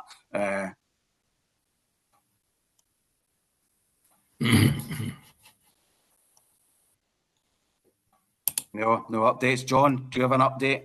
That was just to say, we had a meeting with Van El yesterday, and they'll be setting up a North Lanarkshire Poverty Alliance to look at the things generally. But that's really about the only thing I can tell you. Thank you. No, that's fantastic. That's fantastic, John. Is there any further input on that particular item? No, great. Well, we'll move on. If we can move on to the environment, digital inclusion, and I think Leslie, do you wish to speak to this? I just popped a wee update in the chat earlier about the Climate Action Group because, well, John Duffy's here. We're both on that group. I don't think anyone else is here, so we take it from the chat. Yeah, okay. I know that I think my name's against that as well, Leslie, and I've said to Mark, every time I've had something on and I've not managed to go, and that's one thing that I've really wanted to go to, and I know that you've been involved with it because I think that's something really important. Different, Kenny. It's a community climate action plan that I've been involved with that Craig Bridges has been. No, I was meant to be. I'd spoken to Mark, Craig, sorry about that. Okay. I said that I would come along, and I've missed every meeting because I've had something on and it's clashed with it. But hopefully, going forward, I'll be able to interact with that. Sorry, it was just when you said Mark, I was like, oh, I think we're in a different meeting. I know, it was me. I was getting mixed up with Craig. Okay. I keep calling him Mark Bridges. I should have called him Craig. That's great. Listen, if I can I'd like to bring in the Police Scotland and Scottish Fire Service if I can, because they obviously sit and listen to us. They come right through, so it would be great to bring both of them in if they've got reports for us, and if we can listen to that. So if I can go to Alan first of all, and then I'll bring Craig in as well. Thanks, Chair. Thanks, everybody. Listen, I'll just quickly go through some of the things that were brought up last meeting, some answers to some of the questions, and then some of this fits into the fire service as well. So, but firstly, I'd like to thank Frank, actually. Frank at Salisbury, some of the work that's going on in Salisbury has been actually really quite lovely to see. The community cohesion, I think, is really important there, and actually we've seen a bit of a dip in any antisocial incidents reported to us. So I'd like to just ask the groups working in Salisbury just to keep up the good work and just continue to link in with ourselves to make sure we're aware of any of the local issues going on there. In shots, from one of my previous updates, I kind of explained that we were doing a Crime Stoppers campaign up there. That was done, and I was glad to see that just the other day there, acting on community intelligence, we were able to seize 3 kilos, 3 bags full of herbal cannabis, which is excellent. What that shows me is that that the community are starting to kind of maybe open up a wee bit, and we're seeing some really good results as a result of that. And I'd just like to appeal to anybody really with any families, friends, or any community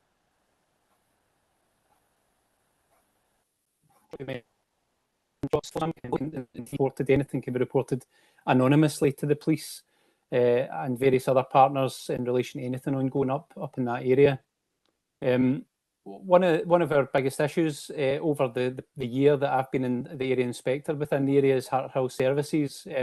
Can quite a lot of curtains cut within the lorries there, and it appears to be opportunist thieves coming from potentially the local area. So we're seeing a bit of a pattern there that we're kind of looking at, and really again, we're going to try and do some work within the services to try and affect that real problem. And again, we'll probably do some more Crime Stoppers work in relation to anything being stolen within the area and potentially sold up in that the Ward 13 area. And again, that's just for information of the people around the room here. Shield Gardens was a bit of a priority area, again, responding to some of the kind of information we got last time round. I'm pleased to report we had one particular youth who was causing us great concern up there, and he subsequently was arrested. Actually, I'll not go into details, but we arrested this particular young person in relation to numerous fires, fire setting, vandalisms, and real violence actually within the area, whereby a police officer was quite seriously injured. That particular individual, there's ongoing work with Stephen's teams in the antisocial and housing in relation to tenancies and his parents and various kind of family members. So there's some really good kind of headway being made in relation to the youth disorder, and we actually were able to move another household out of Shield Gardens because we made the links that they were bringing the young people into the area. And again, thanks to Stephen and his team for just supporting that piece of work. And actually, the other piece of work going on down there just now is a bit of a proposal around about CCTV. There's nothing set in stone there at all, but we have been out and done a site visit. And again, that will be kind of brought back through the community boards to see whether that's something that would be of advantage up there. I see Clad were on earlier on in relation to some of the support that's been given by way of youth work, and I really truly believe that that's one of the best ways forward in relation to youth disorder, especially. Let's divert young people to appropriate services. So I'm really, really keen to work alongside the youth workers in the area. And in fact, I proposed the soccer arena near to Shield Gardens, which is currently operating during the week. So just again, encourage anybody in the area to allow or to get the young people to go along to that. That's a really good pathway into kind of better things. Onto the kind of fires, what we have seen recently, and I'll not steal Craig's thunder here because he'll come on to update on this, but we are working with the fire service who are fire service come investigators from what I can gather, given some of the updates I was getting earlier on. So we're following positive lines inquiry in relation to fires that were set in Hart Hill as recent as yesterday and over the weekend. So we will make some way on that, and our local community police will just work together to try and figure out where that kind of came from and what kind of problem we actually have within the Hart Hill area. But what we don't want to do is allow that to kind of continue, because then we'll start to see fire setting within shots again in various other areas. I have asked our community police officers to put an action plan together in relation to fire setting, and again, Craig and his team are going to be doing some joint work with us in the schools. But again, I'll not steal your thunder there, Craig, because you'll no doubt come on to speak about that. The quad bikes in the area, again, Shield Gardens, real problem. I think there was a red quad bike. I'm pleased to say that we were able to seize that quad and charge the male who was cutting up the grass in various kind of recently planted areas within that area. And again, our community police officers, because we've freed their time up within the shots area, we've got our specific PLO within the prison. These Ward 13 officers, John and Amy, are able to really make an impact in the community, and I really think that they have, just given some of the kind of reduction in incidents and crime that we're seeing. And listen, I'm not, I heard the Travellers site being mentioned. Again, we won't comment much on this. We have had press inquiries in relation to this. The community. Really, that's it from me. If any questions or whatever, I'm more than happy to answer as usual. Thank you very much, folks. Joe, do you want to come in and ask Alan something? It's about antisocial behaviour, Alan. Last night I went up to Torrenlone, Dornawine, to meet 2 or 3 residents, and there's several youth, male and female, going about there, and the people up there having their life of a dog with them. They're even running the lockups and they're taking the wall away from the side and throwing the bricks about. And when they reported it to the council for the antisocial behaviour, they get told to phone the police, and the police say phone antisocial behaviour to let them know about that. And this has been going on for the last 2 years. And tell this and tell that, but none seems to be getting done. And it's the same 5 or 6 youth that's causing the problem on a daily basis. The people fear to go out their house, elderly people. If they do go out and shout at them, they get none but abuse shouted back. And also up in Balloch Road, this one's been going on for, according to the residents up there, what they were telling me, for going in 3 years. It's at the play park at Balloch Road, and the swings where they are looks on to Moss Bank Lane. So they open up the swings and they use that as goals, and the boys go in there kicking into people's gardens, hitting their windows, hitting their cars.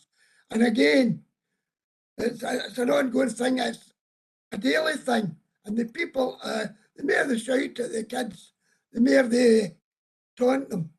There was an incident there, I think it was a fortnight ago, and an elderly lady came out to shout and hang with them. She'd taken her turn, and then an ambulance had to be called to take her to the hospital. I don't know the outcome, but how serious she was or that.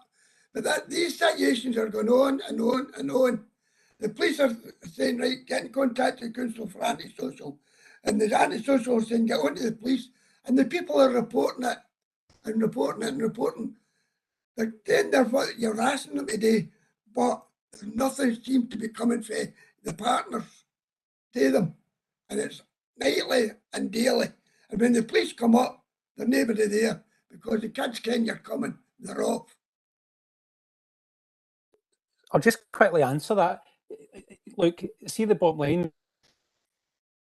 They're primary function and make people and keep you safe, you know. So I think the bit for me is, you know, I engage quite a lot with local community groups, and people tell me what's going on. So exactly as you've just done. So I'll note that and I'll let our officers know, but we have to be there when it's happening. And I totally appreciate your frustrations around about, you know, you contacting the police. I've tried to contact the police myself. We're a service that's really strapped. We have less numbers than we ever did. Therefore, we have to make best use of the time that the officers have. What I would say is I'd be really keen for any of your constituents to make that phone call. And if, you know, if somebody's been affected so badly, then I'd be looking for information to be passed at least to the local community police officers, pass it on the contact form that I've put on the chat. And it just means that we're getting the information, even anecdotally, in relation to names of young people or people who are causing us the problems.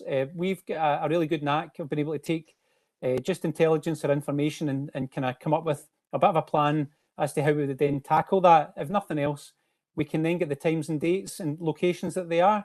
And if we've got all that, then we can put that into our weekend stroke nighttime economy policing plans. And I can make sure that that's kind of addressed from a kind of level with it, have to get too involved. In relation to people being actually affected, they are victims. We really have to have them come forward, and then we can then take statements and then, you know, make the necessary kind of inquiries to report people. But unfortunately, as you'll know yourself, we often don't get people reporting because they don't want to go to court, and that's often the difficulty. But look, I'll continue to feed into all the community groups within the group here and wider, and make sure that any of the information or intelligence is being acted upon. You may not see that, but I can assure you that if you tell me about it, we will do something about it. Well, I know for a fact that the two residents that was talked to, they have got time, dates and everything when they phone the police. And it's maybe 3-4 days after it, the police get back to them. And I know other ones that are willing to put their names down and give the names. I know, in fact, they've given names to the police and still they're not happening. And this is what's frustrating the people. They're doing, and they're beginning to lose confidence in the police. And I don't want to see that. I want to see everybody working in harmony and working together. It's the only way we're going to beat them. Thanks, Giorgio. Frank, can I just come in just before that? Certainly, you know, I've been involved with that a little bit, and there is, you know, I've spoken to Sergeant Murray, so Sergeant Murray is aware of that. He knows the times where the youths are coming out and they're literally battering balls. They're using the swings frames as a goalpost, and you're right, John Joe, it was going on to everybody's cars, the old lady's house, and obviously they're getting upset. And give you a wee update on that there is a ball stop fence. The council is installing a ball stop fence pretty soon, and that will hopefully stop the balls going across and maybe not stop the abuse from the youths, but certainly stop that sort of aggravation that they were having when the ball was coming across, hitting their house and doing damage to the cars as well. But Sergeant Murray is certainly aware of it and has promised that there would be extra patrols put in there for extra vigilance on it. So hopefully, you know, between the two, between the police presence and with the ball stop fence, then we start to see an improvement. So, and Frank, if I can bring you in at that point. Yeah, unfortunately, the police don't have a crystal ball that they can be there for the crimes happening. And we can't lay everything at the feet of the police, no attending on time, or they're there and the guys have run away. I think possibly as a board, we should be promoting the Crime Stoppers. If people don't want involved, then you can understand that. But similarly, if people don't want involved, they can't be expecting the police to come and pick people up that's done something wrong if they're not willing to challenge that type of antisocial behaviour. So the mechanism is there to help drive this down with Crime Stoppers. And I know I probably beat the drum about it, but being involved in, no, I'm not being involved in crime, I don't mean it that way. But in order for the police to allocate resources to be there at the times and this kind of thing's happening, by contacting Crime Stoppers, they can pass the intelligence to the police anonymously. And if we promote that to the residents to say, look, it's not the police that operates this, it's a charity. They've no links to the police at all. Give them the details of what's happening. You don't need to give them your name or your number. Then it lets the cops put a picture of what's happening together and then direct the resources to whatever the situation is. Only by doing that is this going to stop. So it's up to everybody sitting here around this table to start promoting this. And I think this is the only way that we're going to get on top of it. So I would say, look, what we're trying to do in Salisbury, and we're going to be putting up notice boards and we're going to leave cards in the shops and what have you. Get the message out there. Crime Stoppers is a charity that will pass the details to the cops. Once you start doing that and people start reporting the situation, then you'll maybe see a difference. But it's pointless constantly saying, this happens, can you get the cops? This happens, the cops were late in arriving. Do you know, start promoting Crime Stoppers, folks. It's the only way that you're going to put a stop to any of the antisocial behaviour. Thanks, Frank. I think that's a fair point. And I think that I've seen Alan stuck something up there with Robert, you know, having a programme. And I think that that's really important because through the participatory budgeting, you know, there's something like, what is it, £80,000? There's a mugger just off Burnside Crescent and Greystone Lee Road that's sitting there, which is not too far away, you know. And I think if we could encourage youth to go there and to be playing football there, it's a fantastic facility. So I think that would be, you know, great if something could come out of that.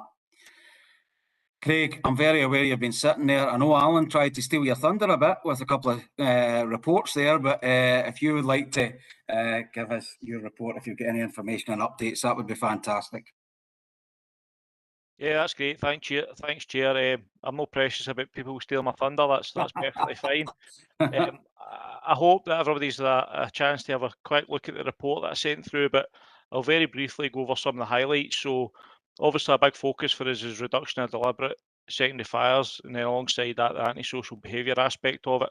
So unfortunately, there has been a rise in the last quarter of 14 incidents. Just as I've been sat here in Shotts Fire Station tonight, they've actually been out attending another 3, which I think the individual or the suspected individual is known to us, Alan. So I know yourself and your colleagues are dealing with that just now. So hopefully we'll get some traction on that and have that sorted, because I think that's maybe been about 8 or 9 in the last couple of days. If it is indeed the same individuals, but certainly the same area. So on that, I have got the messages on the fact that there's fire rates running. I agree, it's an excellent tool for diversity techniques, and that is up and running. So I would urge anyone, if there's any nominations for it, then please put them forward, and we'll tie in with the schools and the engagement team in Lanarkshire. We'll do that. We'll continue to do that. On engagement, Shotts Fire Station, accompanied with crews from Motherwell, have conducted 20 engagement activities since the last board, and the details of that are on the report. Upcoming, we've got the summer thematic action plan, where again we'll be focusing on fire-related antisocial behaviour, forested areas as well, which has obviously been historically a rather big issue in this community board area. So a bit of a good news story on that, and that we're putting a new resource in. So we've managed to fund some additional equipment and a repurposed vehicle that we're going to station at Shotts. So a flatbed lorry with additional hose, beaters and knapsacks that enable us to better tackle wildfires. And that's going to be crewed by our own on-call personnel at Shotts. We're just putting the final touches on the kind of response mobilisation procedures for that at the minute. That's actually why I'm in here tonight. So hopefully within the next week or two, and then once that rain stops, if we start getting wildfires again, we'll be more than equipped to deal with that. So that's a little bit of a good news story for us. And then lastly, just a plea from myself that we have the strategic plan consultation ongoing at the minute for Scottish Fire and Rescue Service, and it's about future vision and how we're going to deliver services to communities between the years 2022 to 2025. That's available on our website, linked through the report that was hopefully circulated to everyone. And the consultation closes on 10th of July. John, I'm very much looking forward to attending on the 3rd. I hope there's sandwiches. If no, maybe a bit of cake, some juice. I will be on call, but I'm very much looking forward to attending. So that's my report. Thanks, everyone. Thanks, Craig. I think that there's some really good information in there, and I think round about wildfires, there was so much round about Shotts, particular, you know, and it's great to hear some more information on that. If I can bring John in at this point.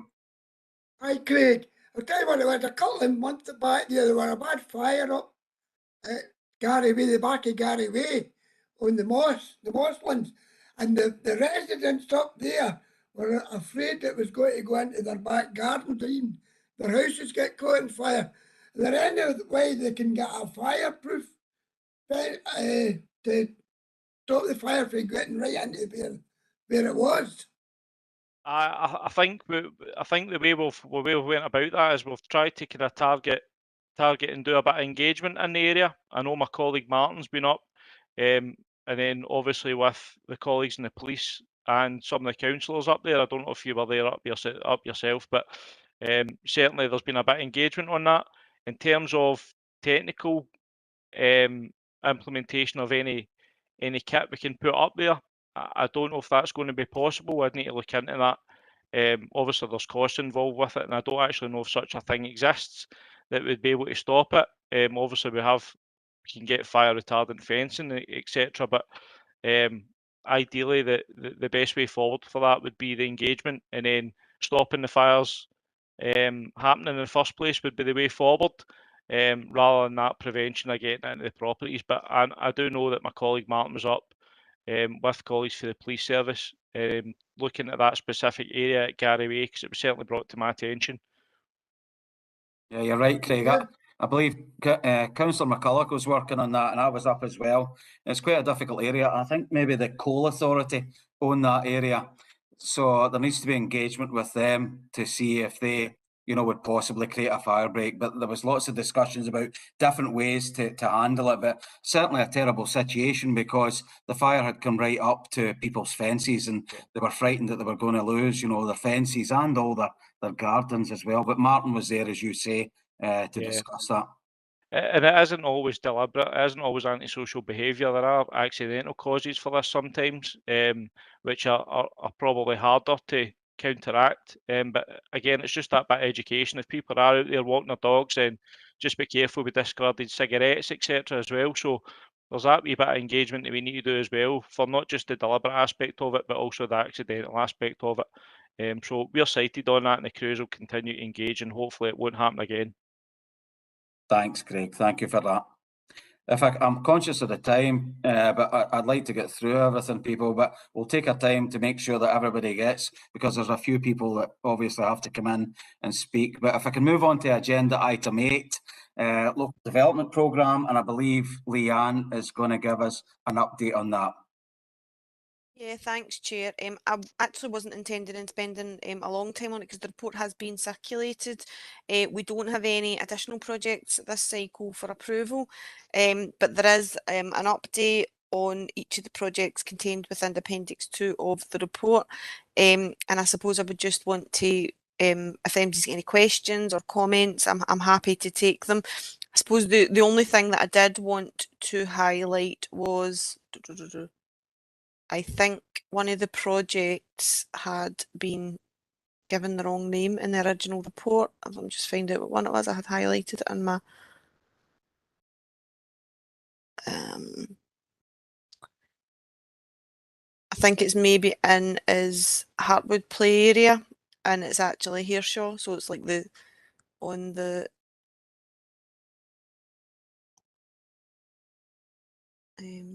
so obviously there's a Hart Hill scooter track, etc. But if you go to, I think it's the 1, 2, 3 up from the bottom, I think that's been put in as the wrong name.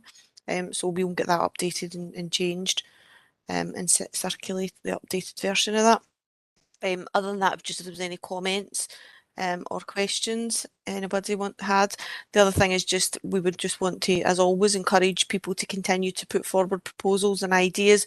Contact the team if there's any kind of suggestions that you've got. We can send over to you or work with you to do a proposal for them, and we can look at kind of programming and prioritising in once we do some feasibility work. But certainly always encourage community groups to come forward with ideas and suggestions.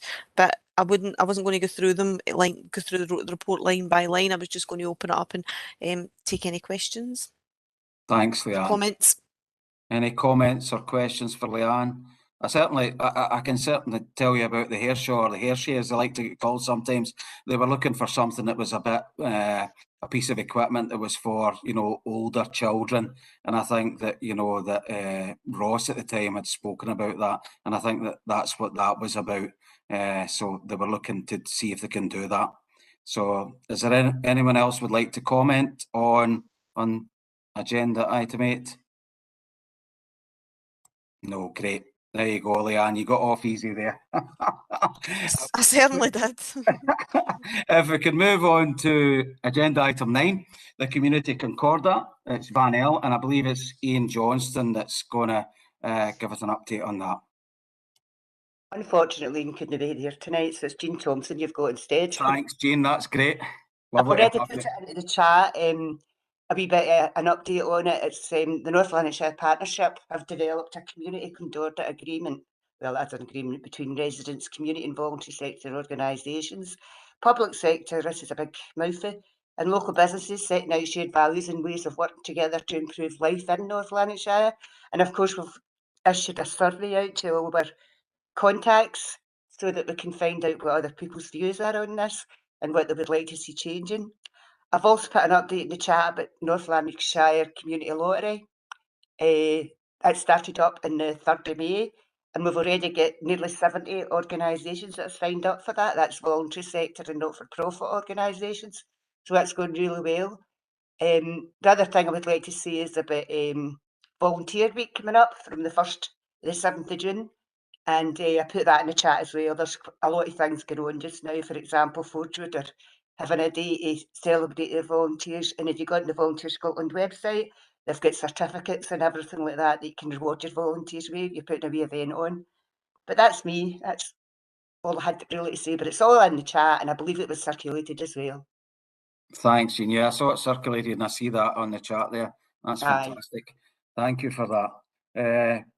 If I can move on to item 10. Sorry, Chair, could I possibly just clarify? Yeah, of course, I think I just wanted to follow up on what Jean was saying, just to clarify, because I've been a wee bit involved in this piece of work around the Concordat, that I think just to kind of reassure that the Concordat's not actually been agreed. It's the process for developing the Concordat that's been kind of produced. And I think the information that was shared from Ian in advance of the meeting kind of outlined what the process is, and so just to kind of clarify, just in case people are thinking that the actual agreement's been developed, that's not the case. It's the process for working with the community and working with stakeholders throughout the process to inform what the Concordat's going to look like moving forward. Sorry, Jean, I hope you don't mind me coming in and saying that, just because I've been involved, so I just wanted to clarify that in case people think that NLP and the kind of senior partners are away writing up an agreement on behalf of the community. This is very much about co-production, and it's about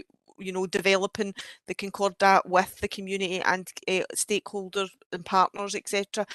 So I just wanted to clarify that, just to make sure there was no misunderstanding. Thank you. Thanks, Jane. Thanks, Leanne, for that. If I can move on to agenda item 10, it's COCB, and it's Virgin Media Cabling. Well, that's the first thing I have there. Feel free if anyone wants to come in after this, but that's a pre-existing item that I have there on Virgin Media Cabling work, and I believe that Leslie wanted to speak about that. Thanks. Yeah, I had asked for this to go on the agenda. Maybe looking to see if any of the councillors might have a bit more information on this already. I certainly haven't taken it to any of the councillors yet, because this was raised with me just recently over the last week by people in the community, and I do have my own concerns about it as well. And it's about the residents not having notification of when the Virgin cabling work is going to disrupt access to their home. So people will be aware that the Virgin are working at various different sites across Shotts at the same time, and the pavements are being dug up. There's times where there's restricted access to your property. There was signs put up round about the area that I live, saying there would be a potentially a 15-minute disruption. But that's fine, this works for the improvement of the area, I get that, but the issues that have been raised as about residents not being made aware of when this will impact on their property, and then the risks that are associated with that. So thinking about an example like, someone who maybe was getting married or a funeral, and how that then impacts if you don't know until that morning that you wake up and there's this extensive work going on in your street. The emergency services as well. I mean, I'm not sure if emergency services have got access to a framework of when this is taking place, and the disruption that will cause to the sort of roads. There's also been concerns raised about the state that the pavements are left in terms of aesthetic, the look of it, not to do with obviously the team are levelling it out, filling in the holes and levelling it out to a set standard. But, the way that Shotts looks now with all this dug up pavements all over the place, and if that was something that was sort of risk assessed or looked at a sort of planning stage. So I'm only bringing forward things that other people have raised with me. I suspect there'll be concerns across the community, so it might be that there's other people here tonight that want to bring up things from other residents, and really I'm just looking for a response about who is responsible for letting residents know and why that hasn't happened. Okay. Thanks for that, Leslie, and very good points. I think I'll bring in Stephen at this point, and maybe Stephen can give you an answer to the valid points that you've raised there. Stephen? Yeah, it's not good news, I'm afraid, Leslie. Virgin are responsible. The council has got no responsibility when it comes to it. Virgin have got permitted development rights, it's called. They're a statutory undertaker. So there is no planning application required at all, and they don't even need to tell us in terms of roads. It is an issue if you're telling me the roads are being, or the pavements are being left in a mess. Yeah, but that's the opinion of people that have been contacting me about it, and I'm talking about the way that the pavements look. Sorry, can you still hear me? Yeah. Sorry, I thought my reception had went there. So Virgin can pretty much like Scottish Water as well, when they come out to start digging up the streets as well. Very, very similar. That there's no planning application required at all. So Virgin are required to tell residents. What I will do though, we will pass it on to our roads team, because it's a concern if obviously they're digging up the roads, digging up the pavements and they're leaving it and it's dangerous. That's something that we can certainly take up with I haven't said it's dangerous, Stephen. I've actually said it's how it looks. I'm not talking Right, about okay. the quality of it. I still prefer we get it checked. I've seen it all over the council. I've said to you before, I live in North Lanarkshire. I've seen it all over where they dig up the middle. I've actually seen the road being resurfaced and the pavement being resurfaced, and a few weeks later, and people all ask that question: can that not be coordinated? And suddenly, then there's a what, a half a metre dug right up the middle of pavement and then filled in again. But I'd rather we get it checked anyway. So I'll certainly ask somebody from the roads team to come out and have a look at it. But unfortunately, Virgin have got a statutory and legal right to come I out did and do the work. speak to them, Stephen, and just to say that the workers themselves have been, absolutely fine in terms of, approachable and obviously getting on with the job that they've been asked to do, and have been helpful. When I was needing in and out my property, they were really helpful. So I don't have any issue with that. But I did ask them whose responsibility it was, and they said Virgin, and I believe it was a supervisor I spoke to who said everybody was lettered, and I said, well, I didn't receive a letter, and he said, well, your house must have been missed. But I know from speaking to people in the group that I'm representing and people in other parts of Shotts that there haven't been letters, and I had tried to contact Virgin. This was the next challenge I had, because every route I went through to try and contact Virgin directly, it wouldn't let me go forward because I don't have a Virgin account. So if you go on their chat function, you go on their website, if you phone them, it won't let you bypass the system to talk or lodge a query. So Okay. I don't know if North Lanarkshire can give residents a contact for. Well, what I need to start, we do have a contact in terms of utility companies. So as I say, I'll speak to person in charge of roads, and I'll ask them to raise a complaint on your behalf just now. I can't guarantee or commit that how that will come out, but at least let's try it anyway. So we will certainly express our concern to Virgin. But we actually have a similar issue as well with Scottish Power, Scottish Gas. The council have similar issues sometimes and try to actually contact people as well. But as I say, if you leave it with us just now, we'll certainly express your concern just now. Okay, and I'm happy to take it forward directly with Virgin, or if you're saying that this is a situation that arises with other utility companies and it's something that is a frequent concern, then I think it would be good to know where we go with that beyond this level, beyond the utility companies. It's out with the council. Who do you take that to in terms of the legislation or policies that are overarching what utility companies are allowed to do? Yep, as it stands at the moment, as I say, because I had a quick look at it, the term is the permitted development rights, and they're a statutory undertaker, and that gives them the authority. So they don't need to come to the council to ask permission to do it. They can just go ahead and do it. Okay, and can I ask the emergency services here then? Is that something that you would be aware of as to what areas that there's no restricted access to on a certain day or week? No, so unless it's come through a planning, we would normally be notified the planning, so large planning events. But no, we're the exact same. We could come down the street and be and have to kind of turn back. But generally, certainly from council planning, we are certainly informed.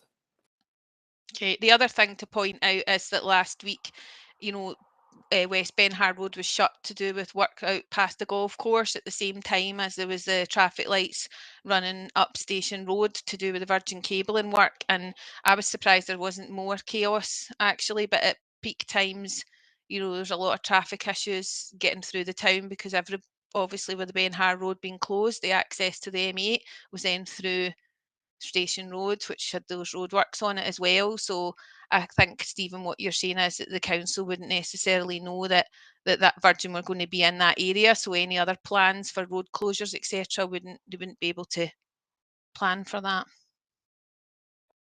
Yep, that's pretty much it. Yeah. Thanks, Leslie, and thanks, Stephen. Can I bring John in at this point? Another thing with that utility company is doing the work. A lot of people say, why do they need to take half the road when they're on the pavement? Or could they not take the lights put the lights out at night and move their fences back to make it free flowing through when they're not working on it. Because if you look at it, they've got half the road and they're not near the road. They're on the pavement working. John, I think it's because they have to set up a pedestrian part, so they put the pedestrian bit onto the road. I think that's what I've noticed at different areas. They've got to make a channel on the road for pedestrians because the pavement's out of use. Surely they could guide the people across the road to the other side to walk up and down without the disruption it's causing. So, but somebody emailed me and says, this is only a ploy with this company to get more money for the utility company to put out extra fencing and whatever, you know. It's only a ploy, they don't actually need to do that. And at night when they're finished, they could put the fencing in and use the road as per without the lights up. A big upheaval, everybody getting that used to it in shots now. It's every other week. The lights or something up. Ridiculous. Thanks, John Joe. I think it'd be good if Stephen can take back to roads or within the council and the point that Leslie made about, you know, the quality of the work and the state of it, and, you know, the lack of contact with residents as well. And maybe we could take that forward. But, you know, Stephen probably knows who he can do that through, and there'll be contacts with Virgin. If I can move on to agenda item 11, which is the date and time of the next meeting. So I don't know if Leanne or Gary can furnish us with that. John, sorry, do you want to come in? I think you're on mute, John.